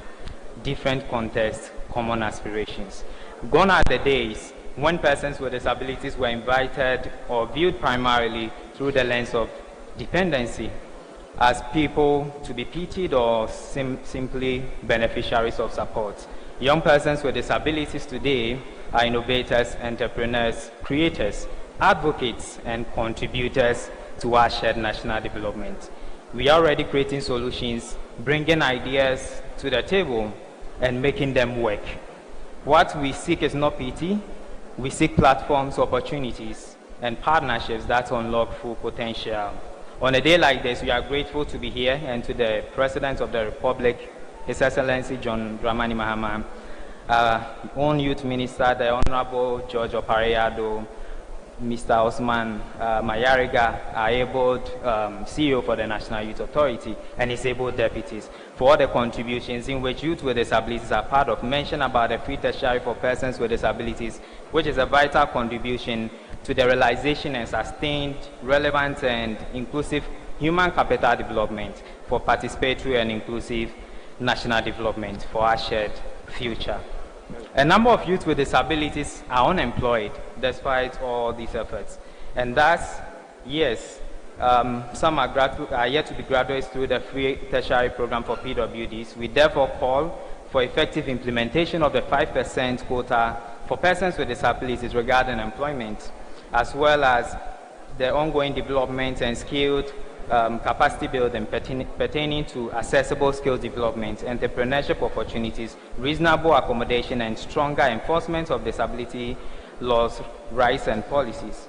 Do not build our capacity only, but create pathways for us to use it. We are counting and contributing already to national development and can contribute more to national development, build our capacity, give us the opportunities, give us the needed resources, and our contributions to national development will be scaled and magnified meaningfully through and viable outputs to outcomes in the near to long term. Thank you.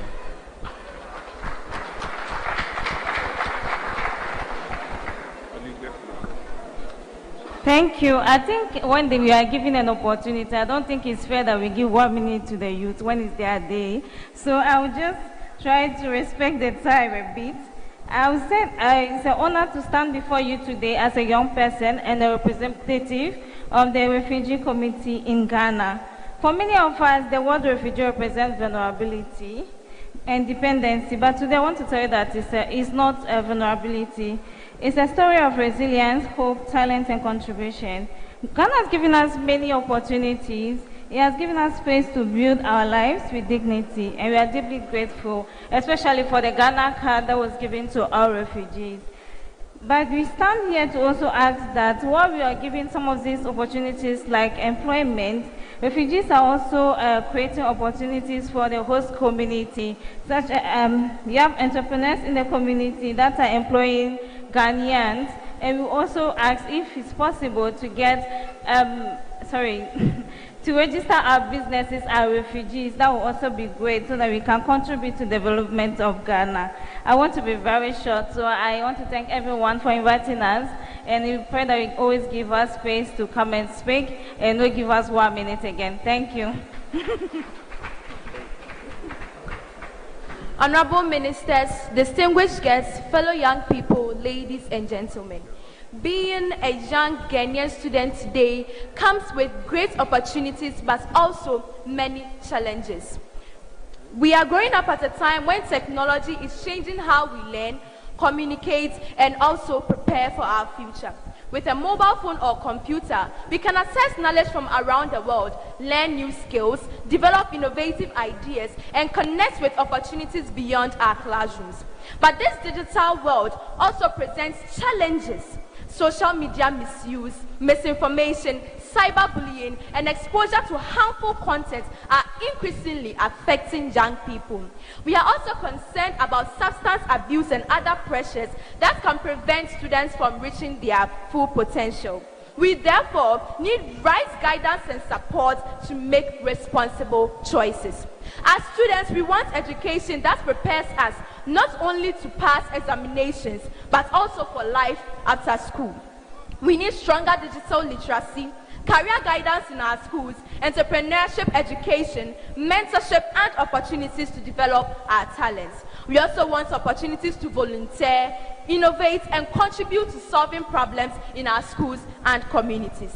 Most importantly, we want our voices to be heard.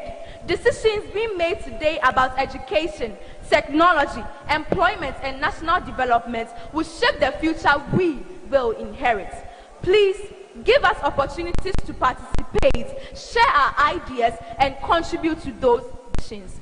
To our leaders, continue investing in our education, skills, and development. Believe in our potential and give us the opportunities and guidance we need to become responsible citizens and future leaders. do not only prepare us to pass examinations, prepare us to solve Ghana's problems. Thank you. Thank you very much, colleagues and everyone here gathered. We want to express two things to the Minister of Youth and Development. One is the issue of the National Youth Policy being designed, printed, and shared, but has been left not attended to. We want to encourage you in your programming to ensure that the National Youth Policy is well implemented to the benefit of every Ghanaian youth. We also want to call on everyone gathered here, especially the district directors, that the Ghana Youth Federation is on full force. We have recently launched the Eastern Regional Youth Federation, and I will be coming to you to help us to form the federation in your area and then help us to gather all this. Lastly, we have listened to every single speaker here. Their time has not been rushed, but when it comes to the time for the youth, people are managing the time and rationing the time across every single youth speaker. That is not acceptable. We can't accept that. That is not accountability for the youth. And so, next, when we are having such a program, we want to see the youth voices, especially those that are going to talk for the youth, are given an ample time so that we will tailor the issues properly and then also come to a proper conclusion. Thank you very much for the listening.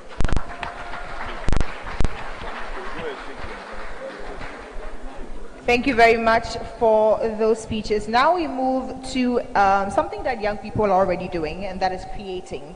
And so from content creators to filmmakers, musicians, and whatever you, Ghana's young creatives are building careers and businesses online. And so I'm going to invite the moderator of our panel discussion. She goes by the name Isilfwa Boris Hemans. She's a media personality and a campus operations manager, Echo House Ghana, and she will introduce her panelists to join her for that panel discussion. A round of applause for her as she comes up stage.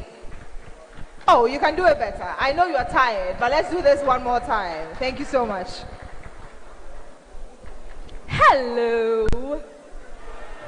I know that we are hungry, we're tired, but like the speaker who just left mentioned, when it comes to the youth, we're told that we have a short attention span. But I don't believe in that. I believe that once it's interesting, I can pique your interest. And so allow me or indulge me to pique your interest.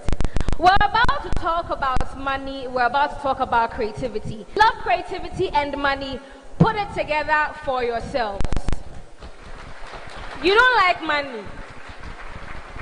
I'm saying if you love creativity and you love making money, put your hands together for yourself.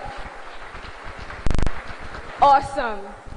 Now, today I'm so excited, and I'd like to say a big thank you to the National Youth Authority, the Ministry of Youth Development and Empowerment, and this has been a beautiful event. We're about to have a great conversation. I'd like to introduce my panelists, and then we can set the ball rolling. Are we ready? Awesome.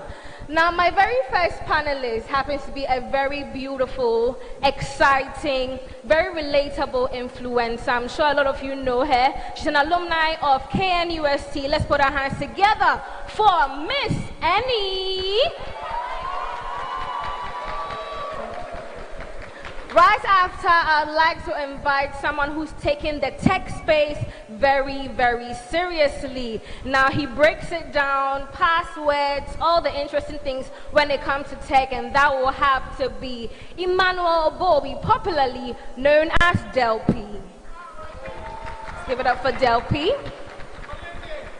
Up next, when we talk lifestyle, fashion, anything you can use for your inspo. You don't need Pinterest. All you need is this particular influencer. Her name is Gisela Amponsa.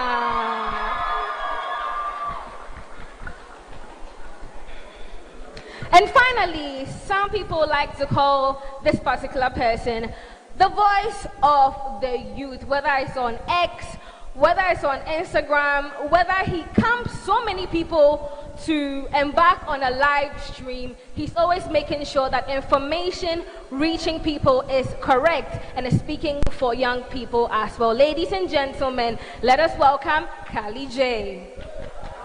I think we can do it better as he comes up. He's my final panelist for today.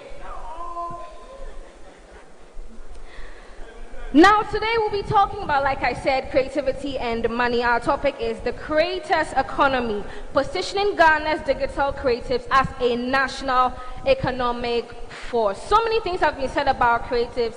We're not here to break it. We are here to break it down, beg your pardon. And before we continue into our panel, I'd like to invite the founder and creative architect of New Africa Prosperity Accelerator. Now, they, in collaboration with the National Youth Authority, curated this panel discussion that you are about to listen to. So let us invite the creative architect and founder of New Africa Prosperity Accelerator, Mr. Kwamina Kwanzaa, to give us our opening remarks for the panel discussion. Thank you very much. Good afternoon, honorable ministers, my CEO, good afternoon, distinguished guests and everybody. I want to begin with one thought, and I want all of us to resonate with that thought. I believe that Africa has never had a shortage of talent. What we have often had is shortage of systems that allow talent to become prosperity. And that fundamentally is why NAPEX, the New Africa Prosperity Accelerator, exists. We believe the conversation about African youth must move beyond simply talking and simply asking. Some questions like, how do we create jobs for young people? We must also ask, how do we build young people who can create value, build businesses, create opportunities for others? Because talent alone is not enough. Talent needs knowledge, it needs access, it needs networks, it needs capital, and it needs opportunity. NAPEX exists to help bridge that gap, from potential to enterprise to prosperity. And that is why we created this creator panel. When we say creator, we're not simply talking about influencers or social media. We're talking about young people turning ideas, culture, knowledge, and creativity into economic value. Today, African music is traveling, our fashion is traveling, our stories and culture are traveling, our creators are reaching audiences across the world. But we must ask ourselves one important question. Is the prosperity traveling back with it? Because the next chapter of Africa cannot simply be about young Africans consuming global economy. We must become owners of it. Owners of our businesses, owners of our brands, our audiences, our intellectual property, and our stories. That is why this conversation matters. So as we begin this panel, I hope we don't only talk about success. Let's talk about how we turn our creativity into sustainable businesses, influence into ownership, and talent into prosperity. Because the Ghana and the Africa we believe in at NAPEX is one where young people are not simply waiting for prosperity, they are building it. Thank you very much.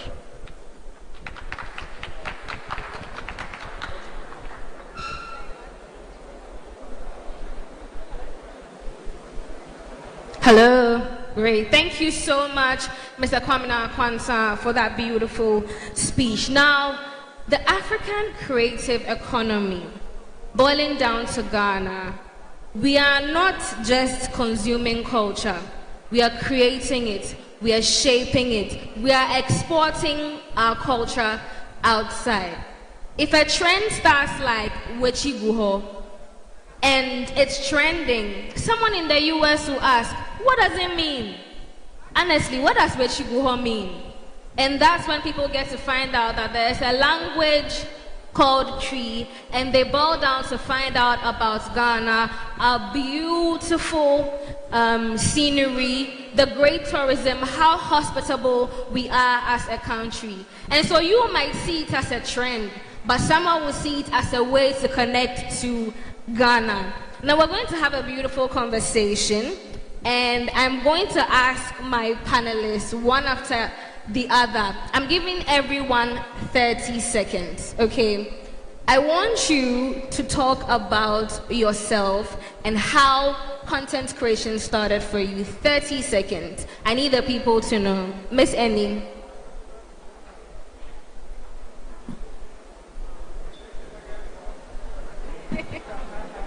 You're counting for me, eh? Okay, Delphi, kindly help Miss Annie with her mic. Whose mic is working right now? Hello. Okay, Kali J, let's go. Hello, guys. So I go by the name Joshua Boydo, popularly known as Kali J, Eza, popularly known as the Motion Boy. Yeah, and the Motion Boy. Yeah, and basically I started content creation or influencing in senior high school and the university, but I took it seriously in the university because I needed money.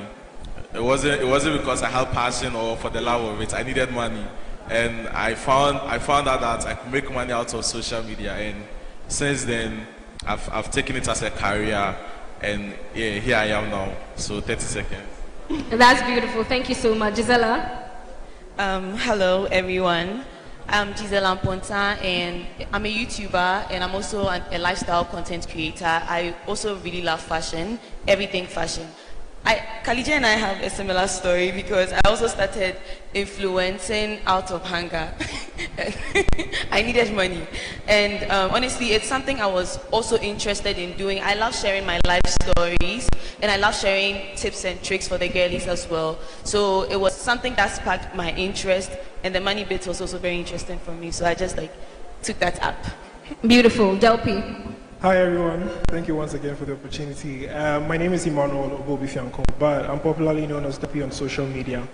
I am a tech content creator. My content is solely focused on technology, anything that has to do with your smartphone, artificial intelligence, and anything in that regard. I also started out of hunger. Almost everyone here is doing this because of hunger.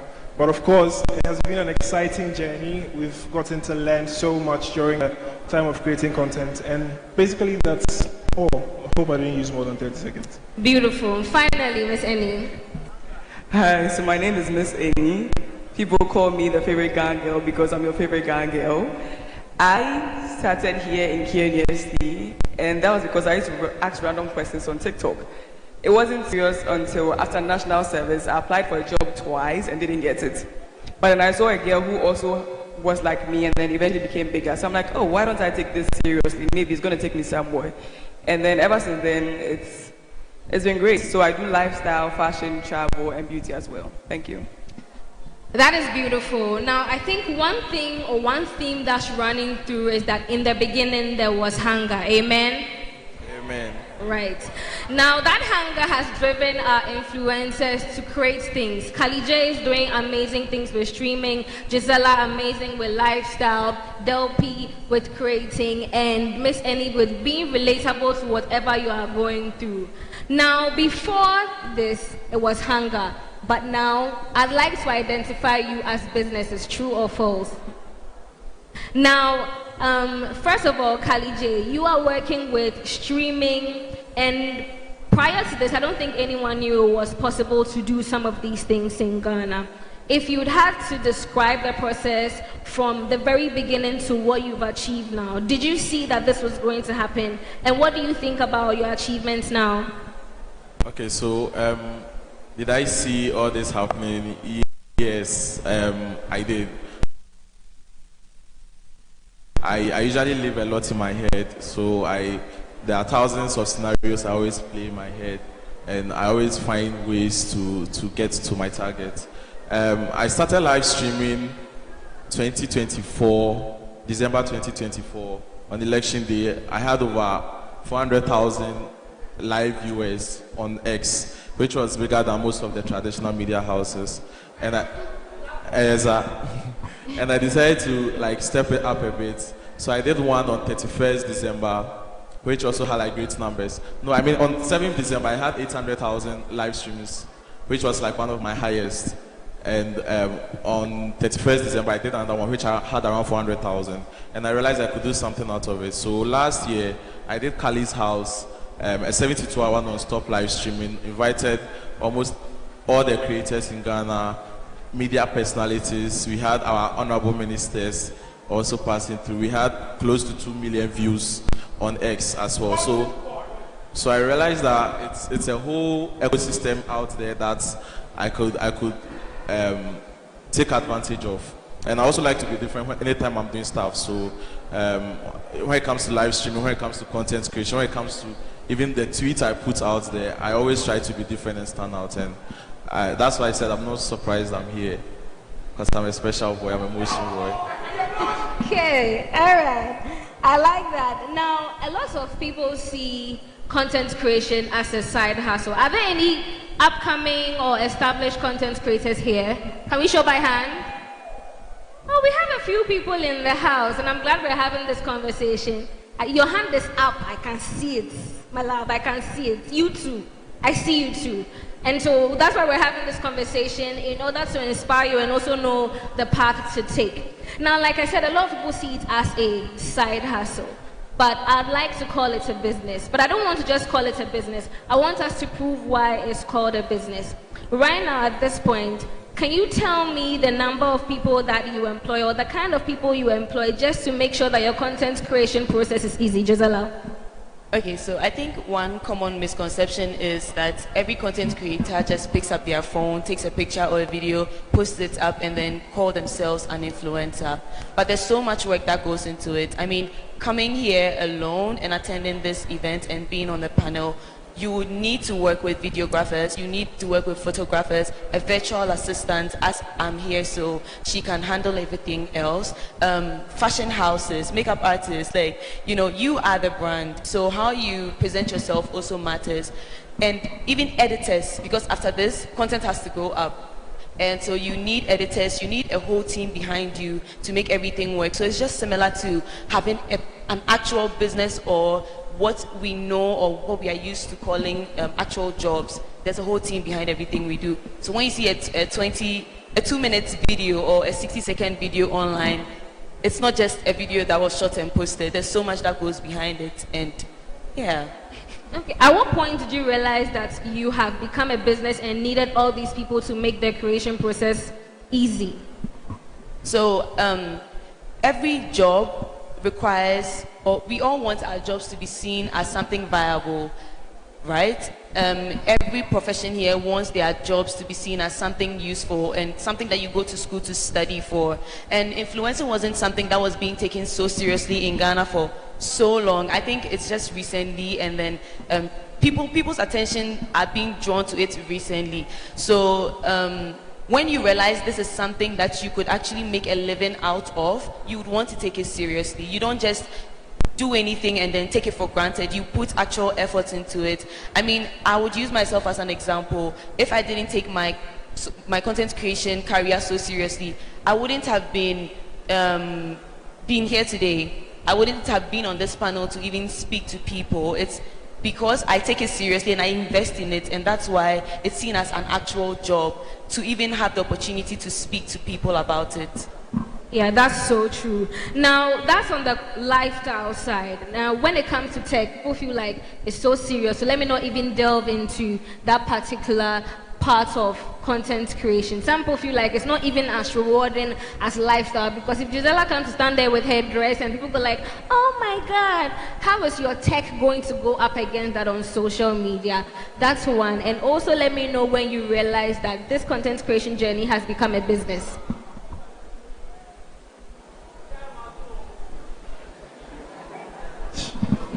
It's working now.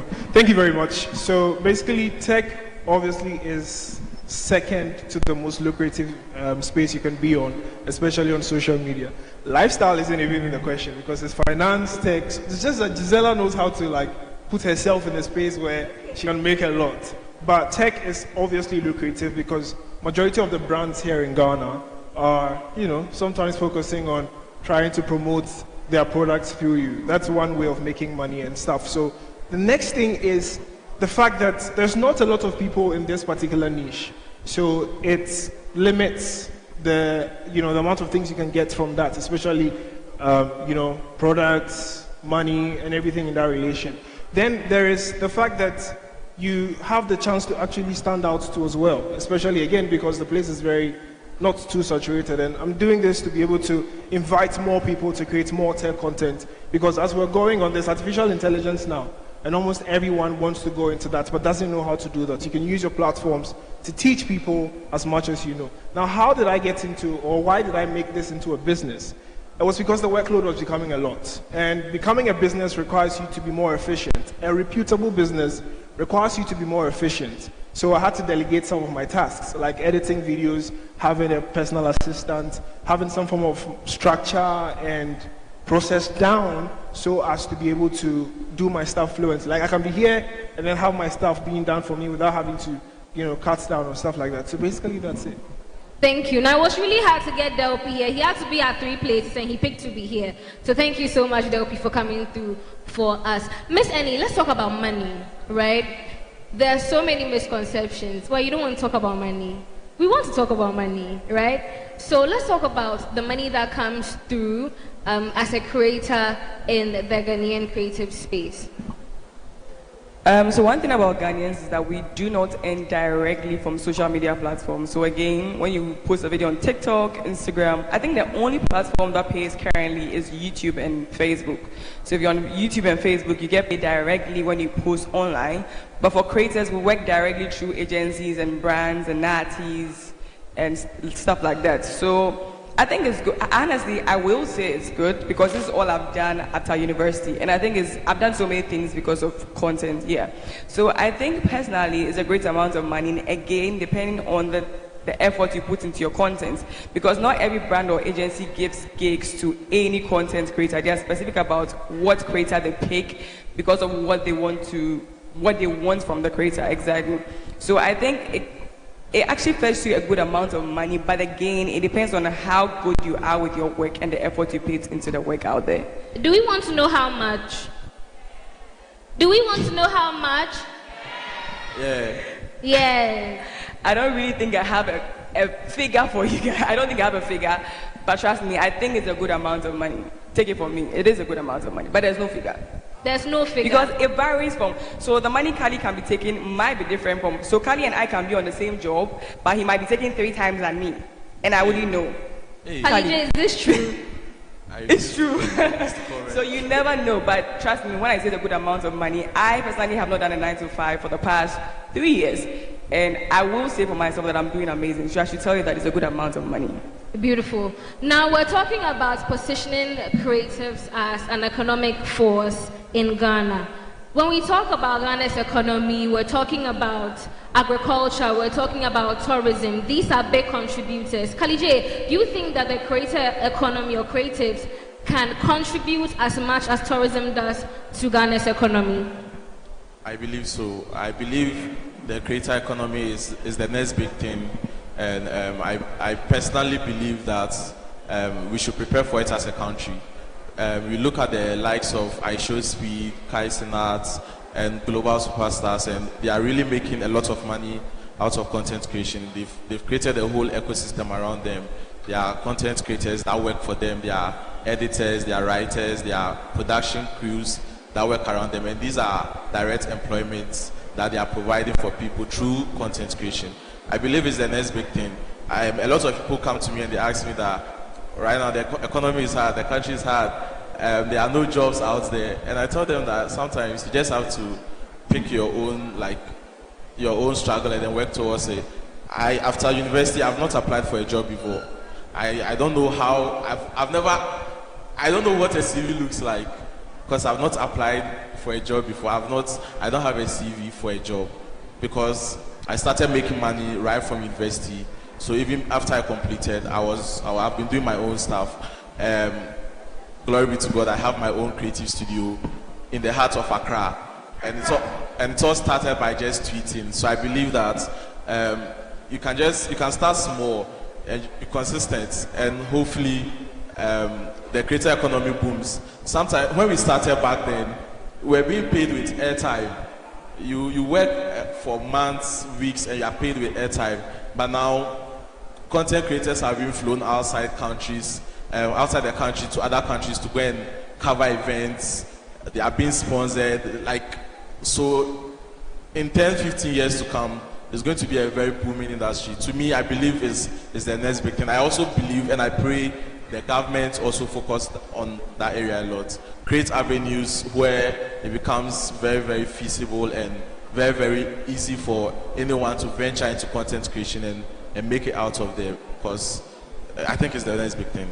You know what? You answered my final question to everyone, and I really like that. I was going to ask you to talk to the youth and let them know what to do next, and also talk to our stakeholders here on what they can do to make this journey better. So thank you so much, Kali. Gisela, I'd like to hear from you the same question.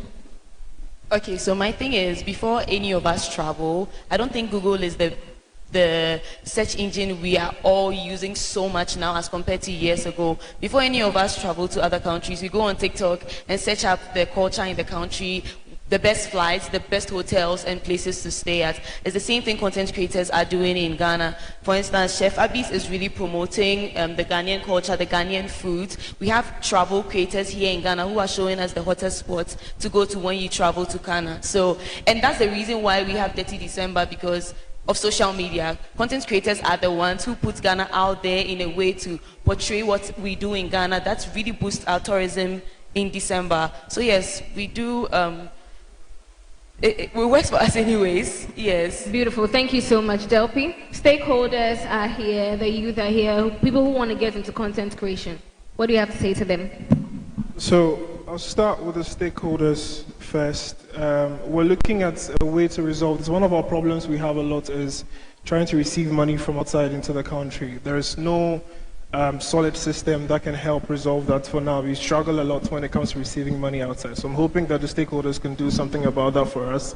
And secondly, for anyone who wants to go into content creation or who is looking at becoming a content creator in the near future, there are a few things you need to know and need to understand.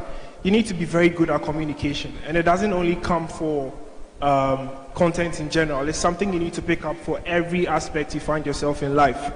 But then to push more into content creation, you need to understand how to tell a story.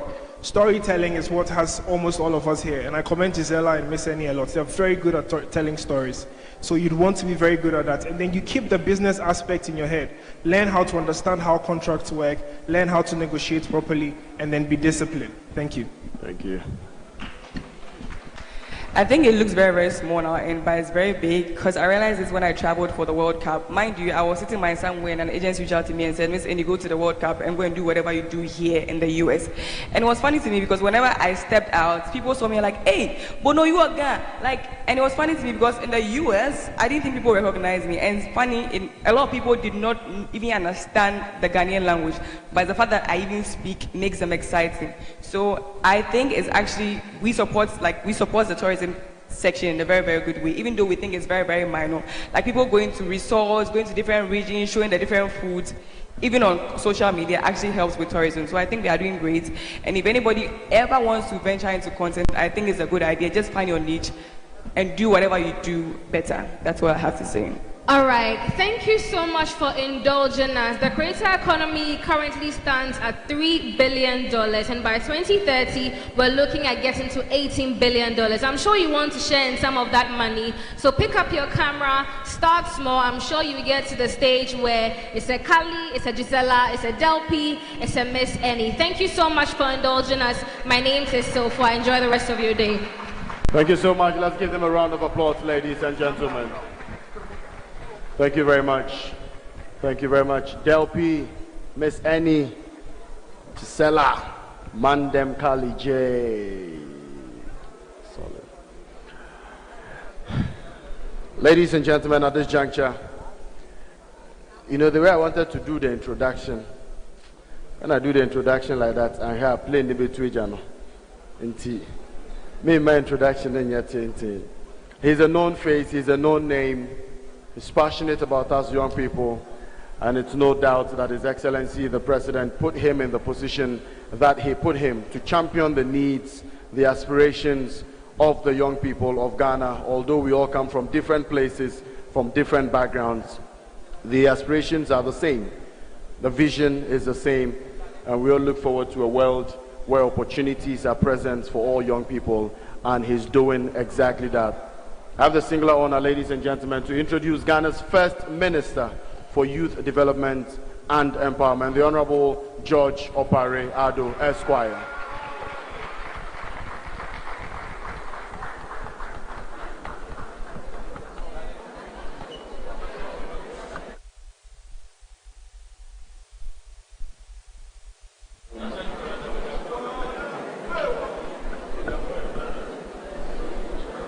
Good afternoon. I'm not here on my own behalf. I'm here on behalf of His Excellency President John Dramani Mahama. But I see the auditorium is almost empty because everybody is tired. And so I'm not going to bore you with a very long speech. I was sent a speech this morning from His Excellency. What I'm rather going to do is I'm going to take your complaints from here to him. And so from the Ghana Youth Federation, we've heard you. I'm not here to hold a fort for His Excellency, but I want to assure you that His Excellency is very much concerned about young people. He respects our hustle. He hears us, he sees us, and I know at the next event that the youth will organize, His Excellency President John Dramani Mahama will be there to honor the good people of this country. I got the opportunity of sharing with you yesterday what His Excellency's vision is. This afternoon, he had wanted me to speak to you about being more patriotic and how we can all support, develop this country. But because of how I see you today, and because the room is almost empty, people are hungry, I will not read his speech, but I'll rather encourage all of you that today is a day for you as young people. Today is a day that we should reflect on what we can do, like I shared with you yesterday, what we can do to build the Ghana we all want. Today is a day that we must reflect as young people, that what are we going to do differently to be able to position ourselves to take advantage of the many programs this government is rolling out for young people. On the 19th of August, at the Kofi Kunedu Auditorium, we'll be listening to you as young people. We'll give you the opportunity and the platform for you to speak to us directly. And I want to believe that that day, a lot more young people will be given the opportunity. So to the Ghana Youth Federation, all the young people who were not allowed to speak for long, please pardon us. On that day, we will give you the whole day to speak because we want to listen to you and hear from you. On that note, I want to wish all of us, young people, a happy International Youth Day. Thank you, and God bless us all. Thank you so much for that very short and very precise. And as we come towards the end of today's program, we have one more important task, and that is saying thank you. And so I'm going to formally, to help us deliver the vote of thanks, please welcome Mr. Jacob Adongo Atule, and he's the Deputy CEO of Finance and Administration at the National Youth Authority, to give us the closing remarks. A round of applause for him as he comes.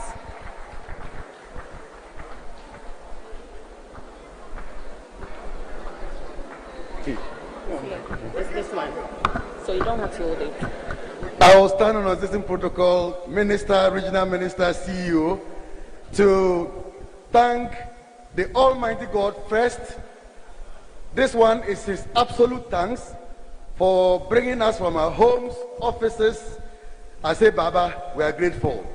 Second thanks to His Excellency President John Dramani Mahama for giving us Ministry of Youth Development, for which we are doing many of the greater things, National Apprenticeship Program, Ajumara, Nkoko Kitenkete, and everything that we have done for youth development is to the President. And to our Minister, the indefatigable Minister, hard-working George Opare, you have been absolute and wonderful team leader.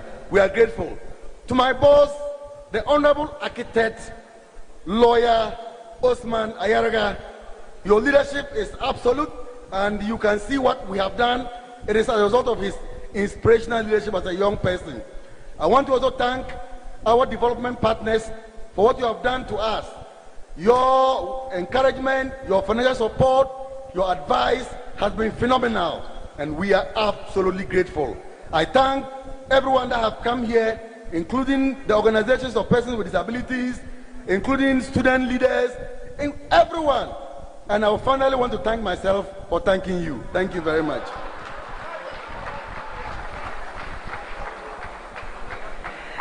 That was a very interesting one. And so all too soon, we've come to the end of the program. And like I said, I know it's been a long day and we're tired. The room is almost empty. But to our partners and leaders, we say keep creating the opportunities and platforms to allow young people to turn their ideas into impact.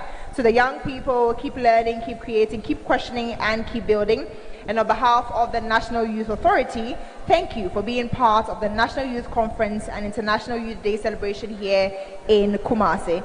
My name is Noella Donko. I have been your host. Of course, I did this with my co-host, and you can find me on TV3 when I'm not hosting an event. You can find me on the news, on the TV stations, every single place you would find me. Kumasi, you've been amazing. Ghana, keep believing in the youth. And to every single one here, the future isn't just coming, the future is already here, and it is you. Thank you so much for indulging us right here on the show. And of course, please, we're going to let the police band wrap up for us as we take leave of us. Once again, thank you all so much, and enjoy the rest of your day.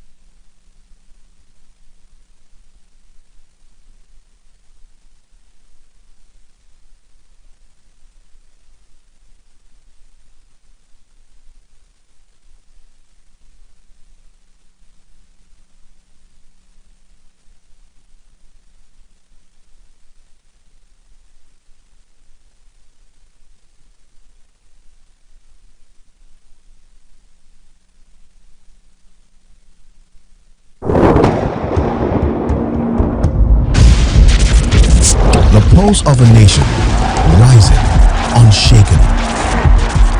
When the Black Stars take the world stage, we don't just play, we bring the storm. Fuel the dream. Support the Black Stars. Storm Energy Drink. Make your mark. Excessive drinking can be detrimental to health. Not recommended for persons under 18 years, lactating mothers, pregnant women, and people sensitive to caffeine. This advert is FDA approved. Mommy, good morning. Good morning, my son. How are you? I'm fine, thank you, Mom. How about you? I'm fine. Joe, I just saw your mom doing her usual morning routine. Like, it was just 2 weeks she underwent a major colon surgery. Bro, see, my mom is doing perfectly fine, and we're all excited about it. It was minimally invasive surgery, and the recovery has been very fast. Minimally? Hey! No, wait. What do you mean by that? So they offered my mom a laparoscopic colon surgery. Laparoscopic colon surgery, which we accepted. It turned out it was equally safe with a very fast recovery time, and the cost involved too was very, very reasonable. She was discharged 3 days after the surgery, and you can see her, she's on her feet again. 3 days? Just 3 days, bro. Mean Tuber Hospital, first Ghana colorectal center, aimed to serve a peculiar health need.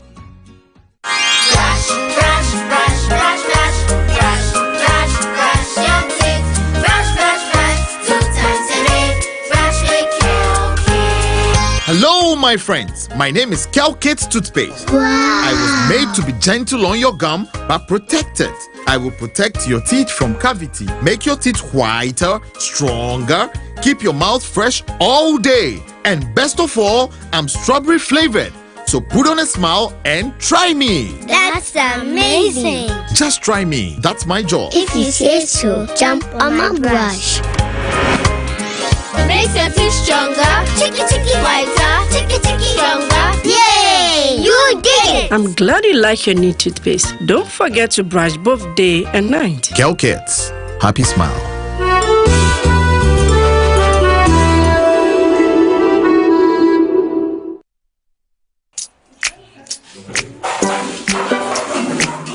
Today's class is going to be an exciting one.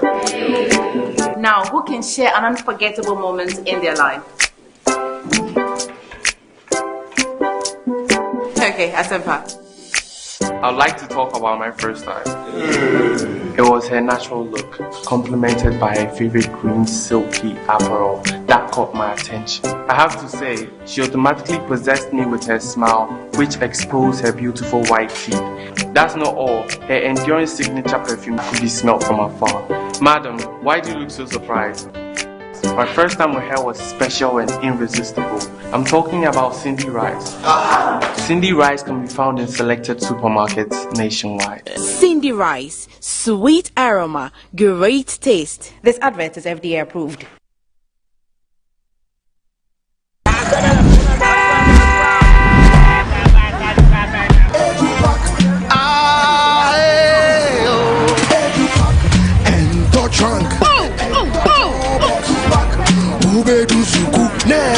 This is the old way. Let me show you a new and a better way. EduPack. EduPack? Yes, EduPack. A GS-approved and supported initiative for all first year students going to SHS by Prospectus Ghana Limited. Now you don't need to go to the market. All your trunks, mattresses, pillows, including plastic chalkboards, are all waiting for your child at the school. Note: all our wooden chalkboards are being changed to plastic ones to avoid bedbugs. You can also register by dialing *713*821# following the prompts, or you can visit www.edupackgh.com and tap register. You can also register at any ADB branch near you at a very affordable price. EduPack, approved and supported by GES. So, I have 10 Ghana cedis in my pocket. Now think about it. If 10 Ghana cedis could buy you anything at all, what would you buy? I can think about so many things. Are you ready? Watch this space.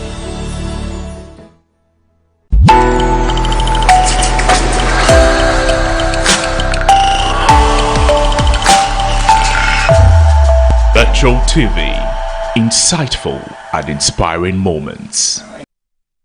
Especially in Chocó Department, which is the department that borders Panama, where there's very few roads. Most of the transport is by river, and therefore we also don't know yet exactly how many people are really in the end affected, because it's difficult to get to some of those communities right now. What would you say that people dealing with this on the ground right now, what sort of help do they need most, and what can you as the World Food Program do to help them? What is critical is, of course, shelter for those who can no longer return to their houses or apartments or buildings, and then food and water. Hygiene kits are also very important, so that people can, in those shelters that the government will be setting up, return as quickly as possible to a decent life. But we know we just had a very similar emergency in Venezuela less than 2 months ago, and we know that 2 months later in Venezuela, there's still tens of thousands of people that are not living, that have not been able to return to their homes or to find new homes. So food assistance is certainly critical. Because people have lost their livelihoods. If they had jobs before, they will not be able to return to those jobs if they don't have a place to live. Many of them will be displaced for a while. And also, let's not forget, Colombia is an upper middle income country, but it's a very unequal country. Chocó is the second poorest territory within Colombia. 67% of the population live in poverty. 55% are food insecure. So all of that is before this emergency. So now imagine with this emergency on top, these were already people that were struggling to make ends meet in normal circumstances. Now they've lost the little they had. So I think it's very important that we provide them a safety net for the next few months. One of the challenges will be to identify those that are most affected and to prioritize the assistance. As I was mentioning earlier, we are estimating that we need to support 100,000 people. So far, we have 20% of that funded. So also there's a big funding gap right now. So the people need food, water, shelter, presumably medical supplies as well. You guys are struggling to get the funding you need to provide the food aid that you're famous for providing, among other things. Multiple countries are sending aid to Colombia, I understand. How well would you say that aid is being coordinated, and is it enough? So far, it's not enough, but we're only 36 hours into the emergency, so I'm confident that there will be several bigger donations coming in the next few days. I'm hopeful, let's say. I think the coordination, there's a humanitarian country team, which includes all the humanitarian agencies and the civil society. So all of the UN agencies and the civil society, and this is where we coordinate so that funding gets allocated to the most urgent needs. Across the different sectors, between shelter, between medical supplies, between food, etc. So I think I'm less worried about the coordination. I'm more worried right now whether the right amount of resources is coming in. I would like to say also that the Colombian government has gotten ahead of this crisis from the first moment. Yesterday we had the foreign minister join a meeting with the humanitarian community. The Colombian government has asked for international assistance, which is also not always something that happens immediately. So, and it's a government that is in its fourth or fifth day. So, of course, that's a challenge that we have on top that we need to manage. But I'm confident that there is a strong institutionality. We just need to get through these first few days, and we need to get the right amount of resources so we can assist the population, even in the most remote areas. The World Food Program was already operating in Colombia before the quake hit, and yet agricultural conditions for producing food in Colombia are rather good. Why is the country so dependent on food aid from outside? It's a very good point. First of all, yes, we are assisting last year we assisted about 600,000 people in Colombia as a World Food Program. There's three reasons why an upper middle income country such as Colombia needs that type of support. There's three overlapping crises that Colombia faces. Colombia has a lot of natural disasters, as other countries in the region. Secondly, it has a migration crisis. It has about 3 million Venezuelans that are being hosted in Colombia that have found new livelihoods, but that also in their first months and years need a lot of assistance and support. They put strains, obviously, on the education system, on the health system, etc. So for that reason also, the humanitarian community is quite active in Colombia. But the third and probably most important reason is the conflict. Colombia has been living through, on and off, a century of conflict. Currently, over half of the territory is under control of armed groups. The biggest issue is not necessarily the conflict between the state and the armed groups, but it's the armed groups fighting over territory. These armed groups originally, decades ago, had political objectives. Now they're largely criminal groups that are involved in drug trafficking. We now all know that Colombia is the largest producer of cocaine in the world, but there's also illegal mining, so lots of gold that leaves the country. So these groups have become business empires, so to speak. And that means that a significant percentage of the population suffers from confinement, displacements, because of the fights between these groups over control over the territory.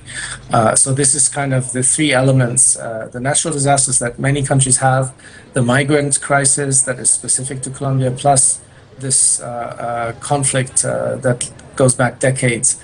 That means that the state presence is very limited in many parts of the country.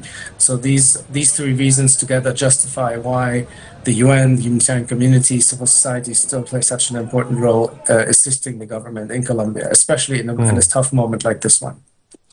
And now the country has been hit by a natural disaster. Are you concerned that this earthquake could have long-term consequences for those people you just described who are already struggling with food security?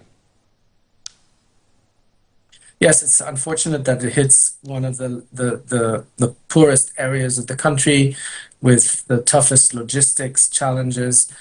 So obviously it will not help, because the struggle in Colombia is always how do we actually take care of those smaller, medium-sized and larger emergencies, but how do we also continue to work on development? So helping the country progress, helping the population earn an income, earn a livelihood. And that obviously is a big setback when we have a disaster such as this one. So for the Chocó region in particular, which is one of the most affected areas, I'm quite concerned because it was already an area that was struggling with development. It was the second poorest, as I mentioned earlier, of the country. And so this is a huge setback. And of course, it will take years to recover from this. Niels, thank you for taking time to talk with us today. That was Niels Grede, the country director for Colombia for the UN's World Food Program. Well, Germany has just approved a major expansion of powers to its intelligence agencies. The government says the reforms are urgently needed to tackle the foreign threats from spying, sabotage, hybrid warfare, and cyber attacks. The new powers, if approved by Parliament, will give intelligence services more freedom to conduct covert operations. Here's German Interior Minister Alexander Dobrindt. We're developing our intelligence agencies into a genuine secret service. This is not just about our intelligence agencies being able to see and hear better and evaluate faster in the future. This is above all about being able to actively move against our attackers and opponents.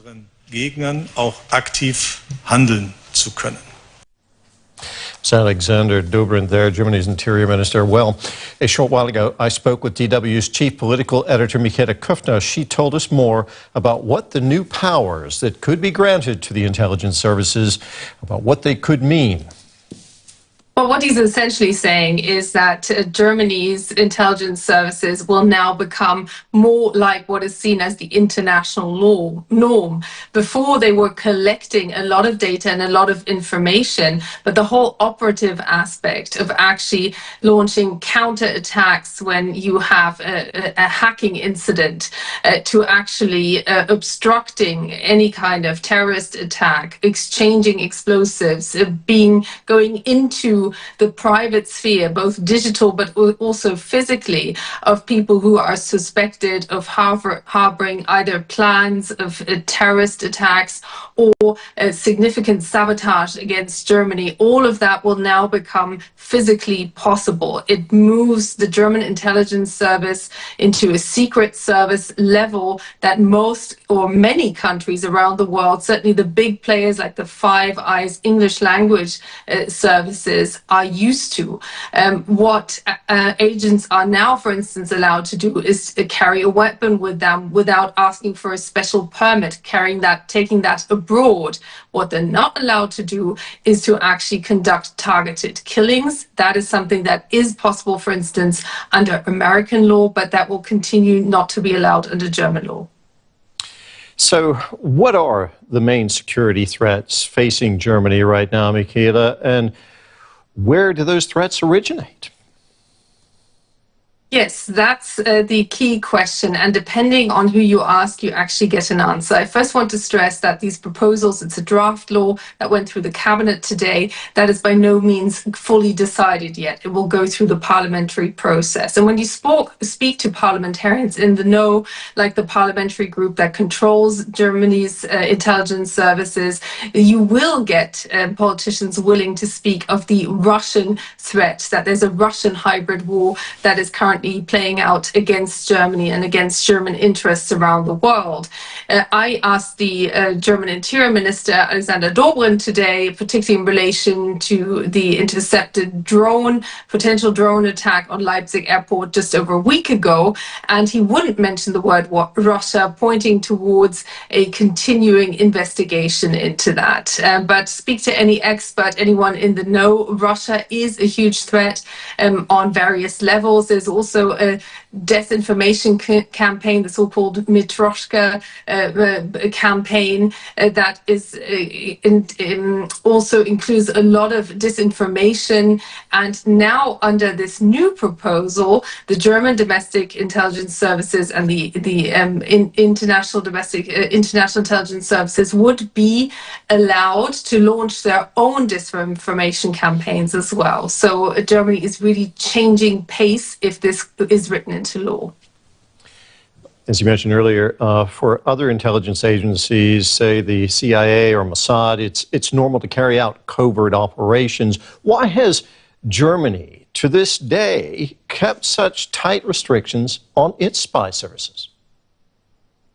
Well, Germany is not only the nation that is responsible for that breach of civilization, the Holocaust, where people were also telling on each other, where there was a force that basically hunted people down because it mixed police capabilities. It was legally allowed to actually be operative and to hunt people down. And then we had decades of East Germany, where there was this huge intelligence service that was spying on its own people, watching every move they make. So there are two legacies that are enshrined in German law, which wanted to prevent either of these complete disasters in history and breaches of human rights to occur once again. So that's why German intelligence services felt a bit more softball traditionally. And that's why when Germany actually got information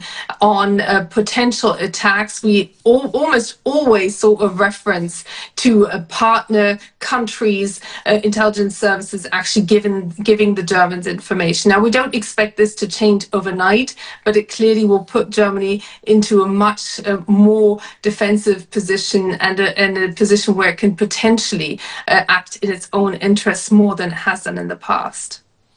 Mikita, thank you very much. That was our chief political editor, Mikita Kufner.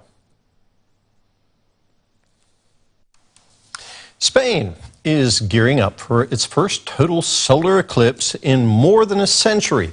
The rare spectacle occurs when the moon moves between the sun and the earth. Millions of people are expected to view the eclipse along the path of totality, as it's called, where the sun's light is completely blocked by the moon. The experience lasts for only a couple of minutes, but people are being warned not to stare directly at the sun with the naked eye. Special eclipse glasses have been selling out across Europe.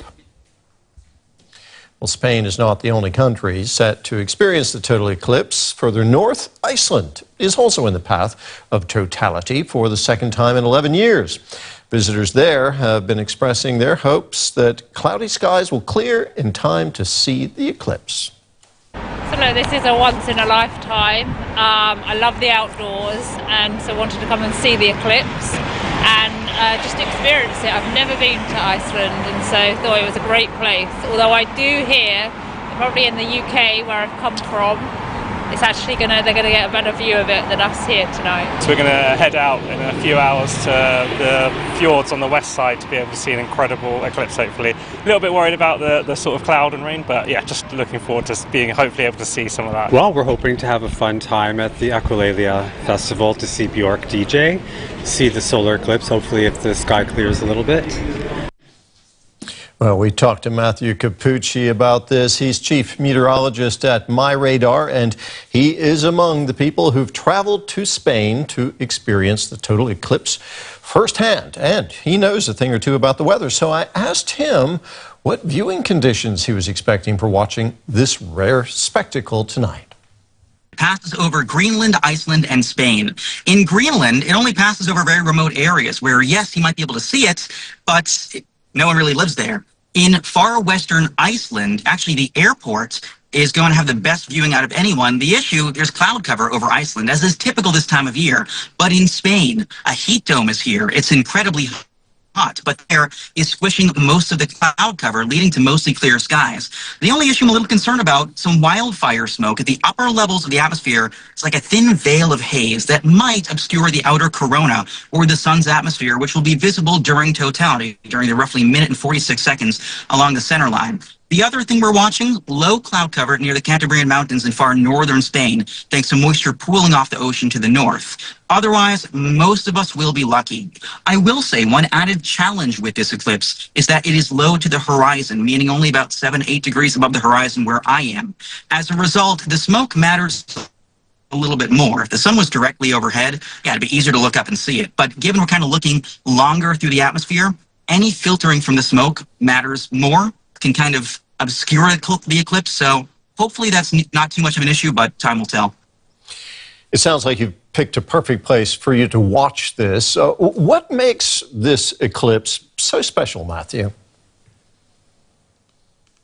Well, any total solar eclipse is honestly the most special thing you can possibly imagine in the entire world. One happens over every given spot only once every 375 years on average, somewhere around the world, every 18 months, give or take. But they're remote, they're tough to get to, they're generally in isolated locations. So the fact that this eclipse is occurring is remarkable to begin with. Now, solar eclipses are the most elegant coincidence you can possibly imagine in the universe. The sun is 400 times wider than the moon, but the moon is 400 times closer. So for only a few seconds or minutes, they can perfectly align over a tiny zone on Earth, casting a shadow. The fact that this can happen at all is unbelievable. Now, we're also at the perfect point in human history to observe this. The Earth has been around about 4.5 billion years. We've only been able to predict these things for maybe 1,000, roughly. Only in the past 40 or 50 years has air travel become accessible enough that you can fly to get to the right place at the right time. And in a couple 100 million years from now, the moon will be too far away to fully cover the sun. So many little miracles are overlapping to make this possible. And then when you see it, it's like looking at the eye of God. As a scientist, you know, I, of course, appreciate the science of it, but it is difficult to not feel this as a spiritual experience. I've dragged my entire family, all my friends. I filled up 2 vans. This van that I'm driving, I'm like the glorified bus driver here. I have, well, they're not imaginary friends. They're real. They're in a restaurant right now. But I have 9 people in this one, 9 people in this one. Everybody's here. This was my Christmas gift to my mother, my aunts, my sister, everybody. They're all here for this too. And I'm so excited to show them something that I'm clearly very passionate about and deeply love. You, Matthew, you're one of those meteorologists who goes to great lengths to get close to a storm. Our viewers who've ever seen you on this program will know that. Are eclipse chasers just as passionate as storm chasers? Is it all about experiencing totality? That was a great question. 100%. And it's one of those things where you almost have to see to understand. You know, I brought my dad a couple years ago, April 8th, 2024. I made him come to northern Maine to see the solar eclipse. And, you know, he's the kind of person who doesn't travel unless absolutely necessary. It took 6 months of convincing to get him in the car and to see the eclipse. And he, who rarely shows emotion, was crying by the end of it. That's how magical this is. Until you see and experience it, you just can't possibly understand what it's like to have that perfect alignment and to almost feel like there's this supernatural presence. It's otherworldly. It's incredible. And for umberophiles, the word for people who love the moon shadow and who love seeing the solar eclipses, the fact that they're willing to, like in my case, spend $10,000, fly halfway around the world for 1 minute and 46 seconds, that 1 minute and 46 must be pretty darn special to make that happen. So 100%. I've already booked out next year in Egypt. I have geodesic domes booked. I booked hotels in Australia in 2028. And I'm actually already planning my, well, not to sound morbid, but planning my funeral of sorts in 2079. There will be a great solar eclipse that year. Okay, well, we'll stick with this one for now. Every eclipse does come with warnings not to look directly at it. It can really damage your eyes. What equipment do people need to view this eclipse safely? ISO certified eclipse glasses. That ISO certification is very important. It's one of those things where, you know, generally speaking, if something hurts, it's bad for you. In this case with the eclipse, you know, you don't look directly at the sun when any part of the sun is visible. However, during totality, if you're in the path and the moon fully covers the sun, only then can you look directly at the sun because it's fully blocked by the moon. And behind the moon, the sun's atmosphere, the corona, radiates millions of miles into space. It's truly remarkable because this corona is 2-3 million degrees. It traces the magnetic field lines of the sun's magnetic field, and that magnetic field is chaotic and always evolving. So this corona will actually be a very spiky, dynamic one. So when we chat in a few hours post-eclipse, you'll probably see me teary, you'll probably see me obviously very emotional, but hopefully I will have seen a very dynamic corona, because the only time you can see it is during an eclipse. Like, we can't observe it with instruments. We can't ever observe this part of the corona unless it's an eclipse. It's amazing. Matthew, thank you so much for your insights. That was meteorologist Matthew Capucci. You're watching DW News. Just a reminder of the top stories we're following for you this hour. Colombia has declared 3 days of mourning for the victims of Monday's powerful earthquake, which killed more than 250 people. Search teams are picking through the rubble of collapsed buildings to find survivors in a race against time. And people have been gathering in northern Spain and Iceland to witness a total solar eclipse. The spectacle will briefly bring those regions into darkness when the moon completely blocks the sun's light. Special eclipse glasses to protect eyes have been selling out around Europe. Don't forget, you can get all the latest news and information on our website, dw.com, or check us out on our social media feeds. We're on Instagram, YouTube, etc. I'm Terry Martin. Thanks for being with us.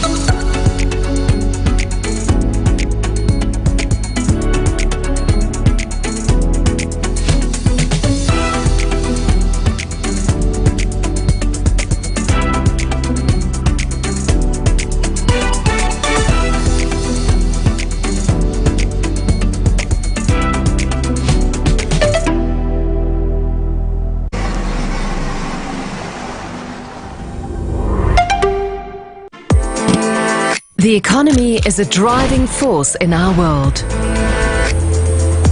It defines how we work, what we earn, how we live. From small-scale businesses to big tech.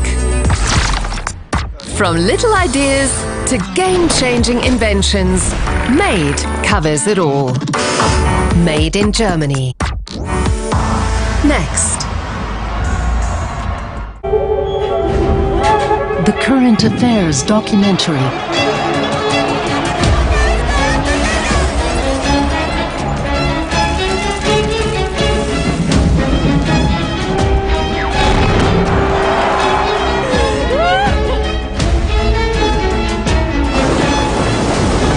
A new topic every week.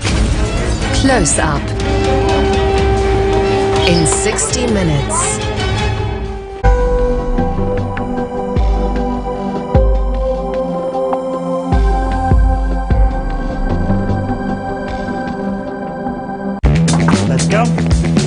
Let's do it! Here we go. Global business isn't just charts and suits. It's a messy, unpredictable soap opera set on a global stage.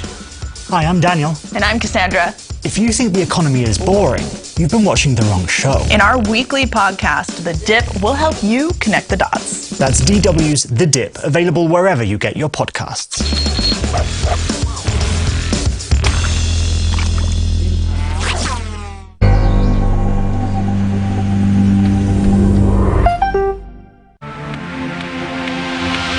How much do you already use artificial intelligence, either at work or elsewhere? Many companies have started to depend on it. For some agricultural businesses, AI means fewer employees and allows them to keep track of systems and livestock. And these are our other topics on Made. Why people are plunging AI data centres into the sea. How AI and new processes could help cut textile waste. And how solar power and waste heat make Bitcoin mining more environmentally friendly.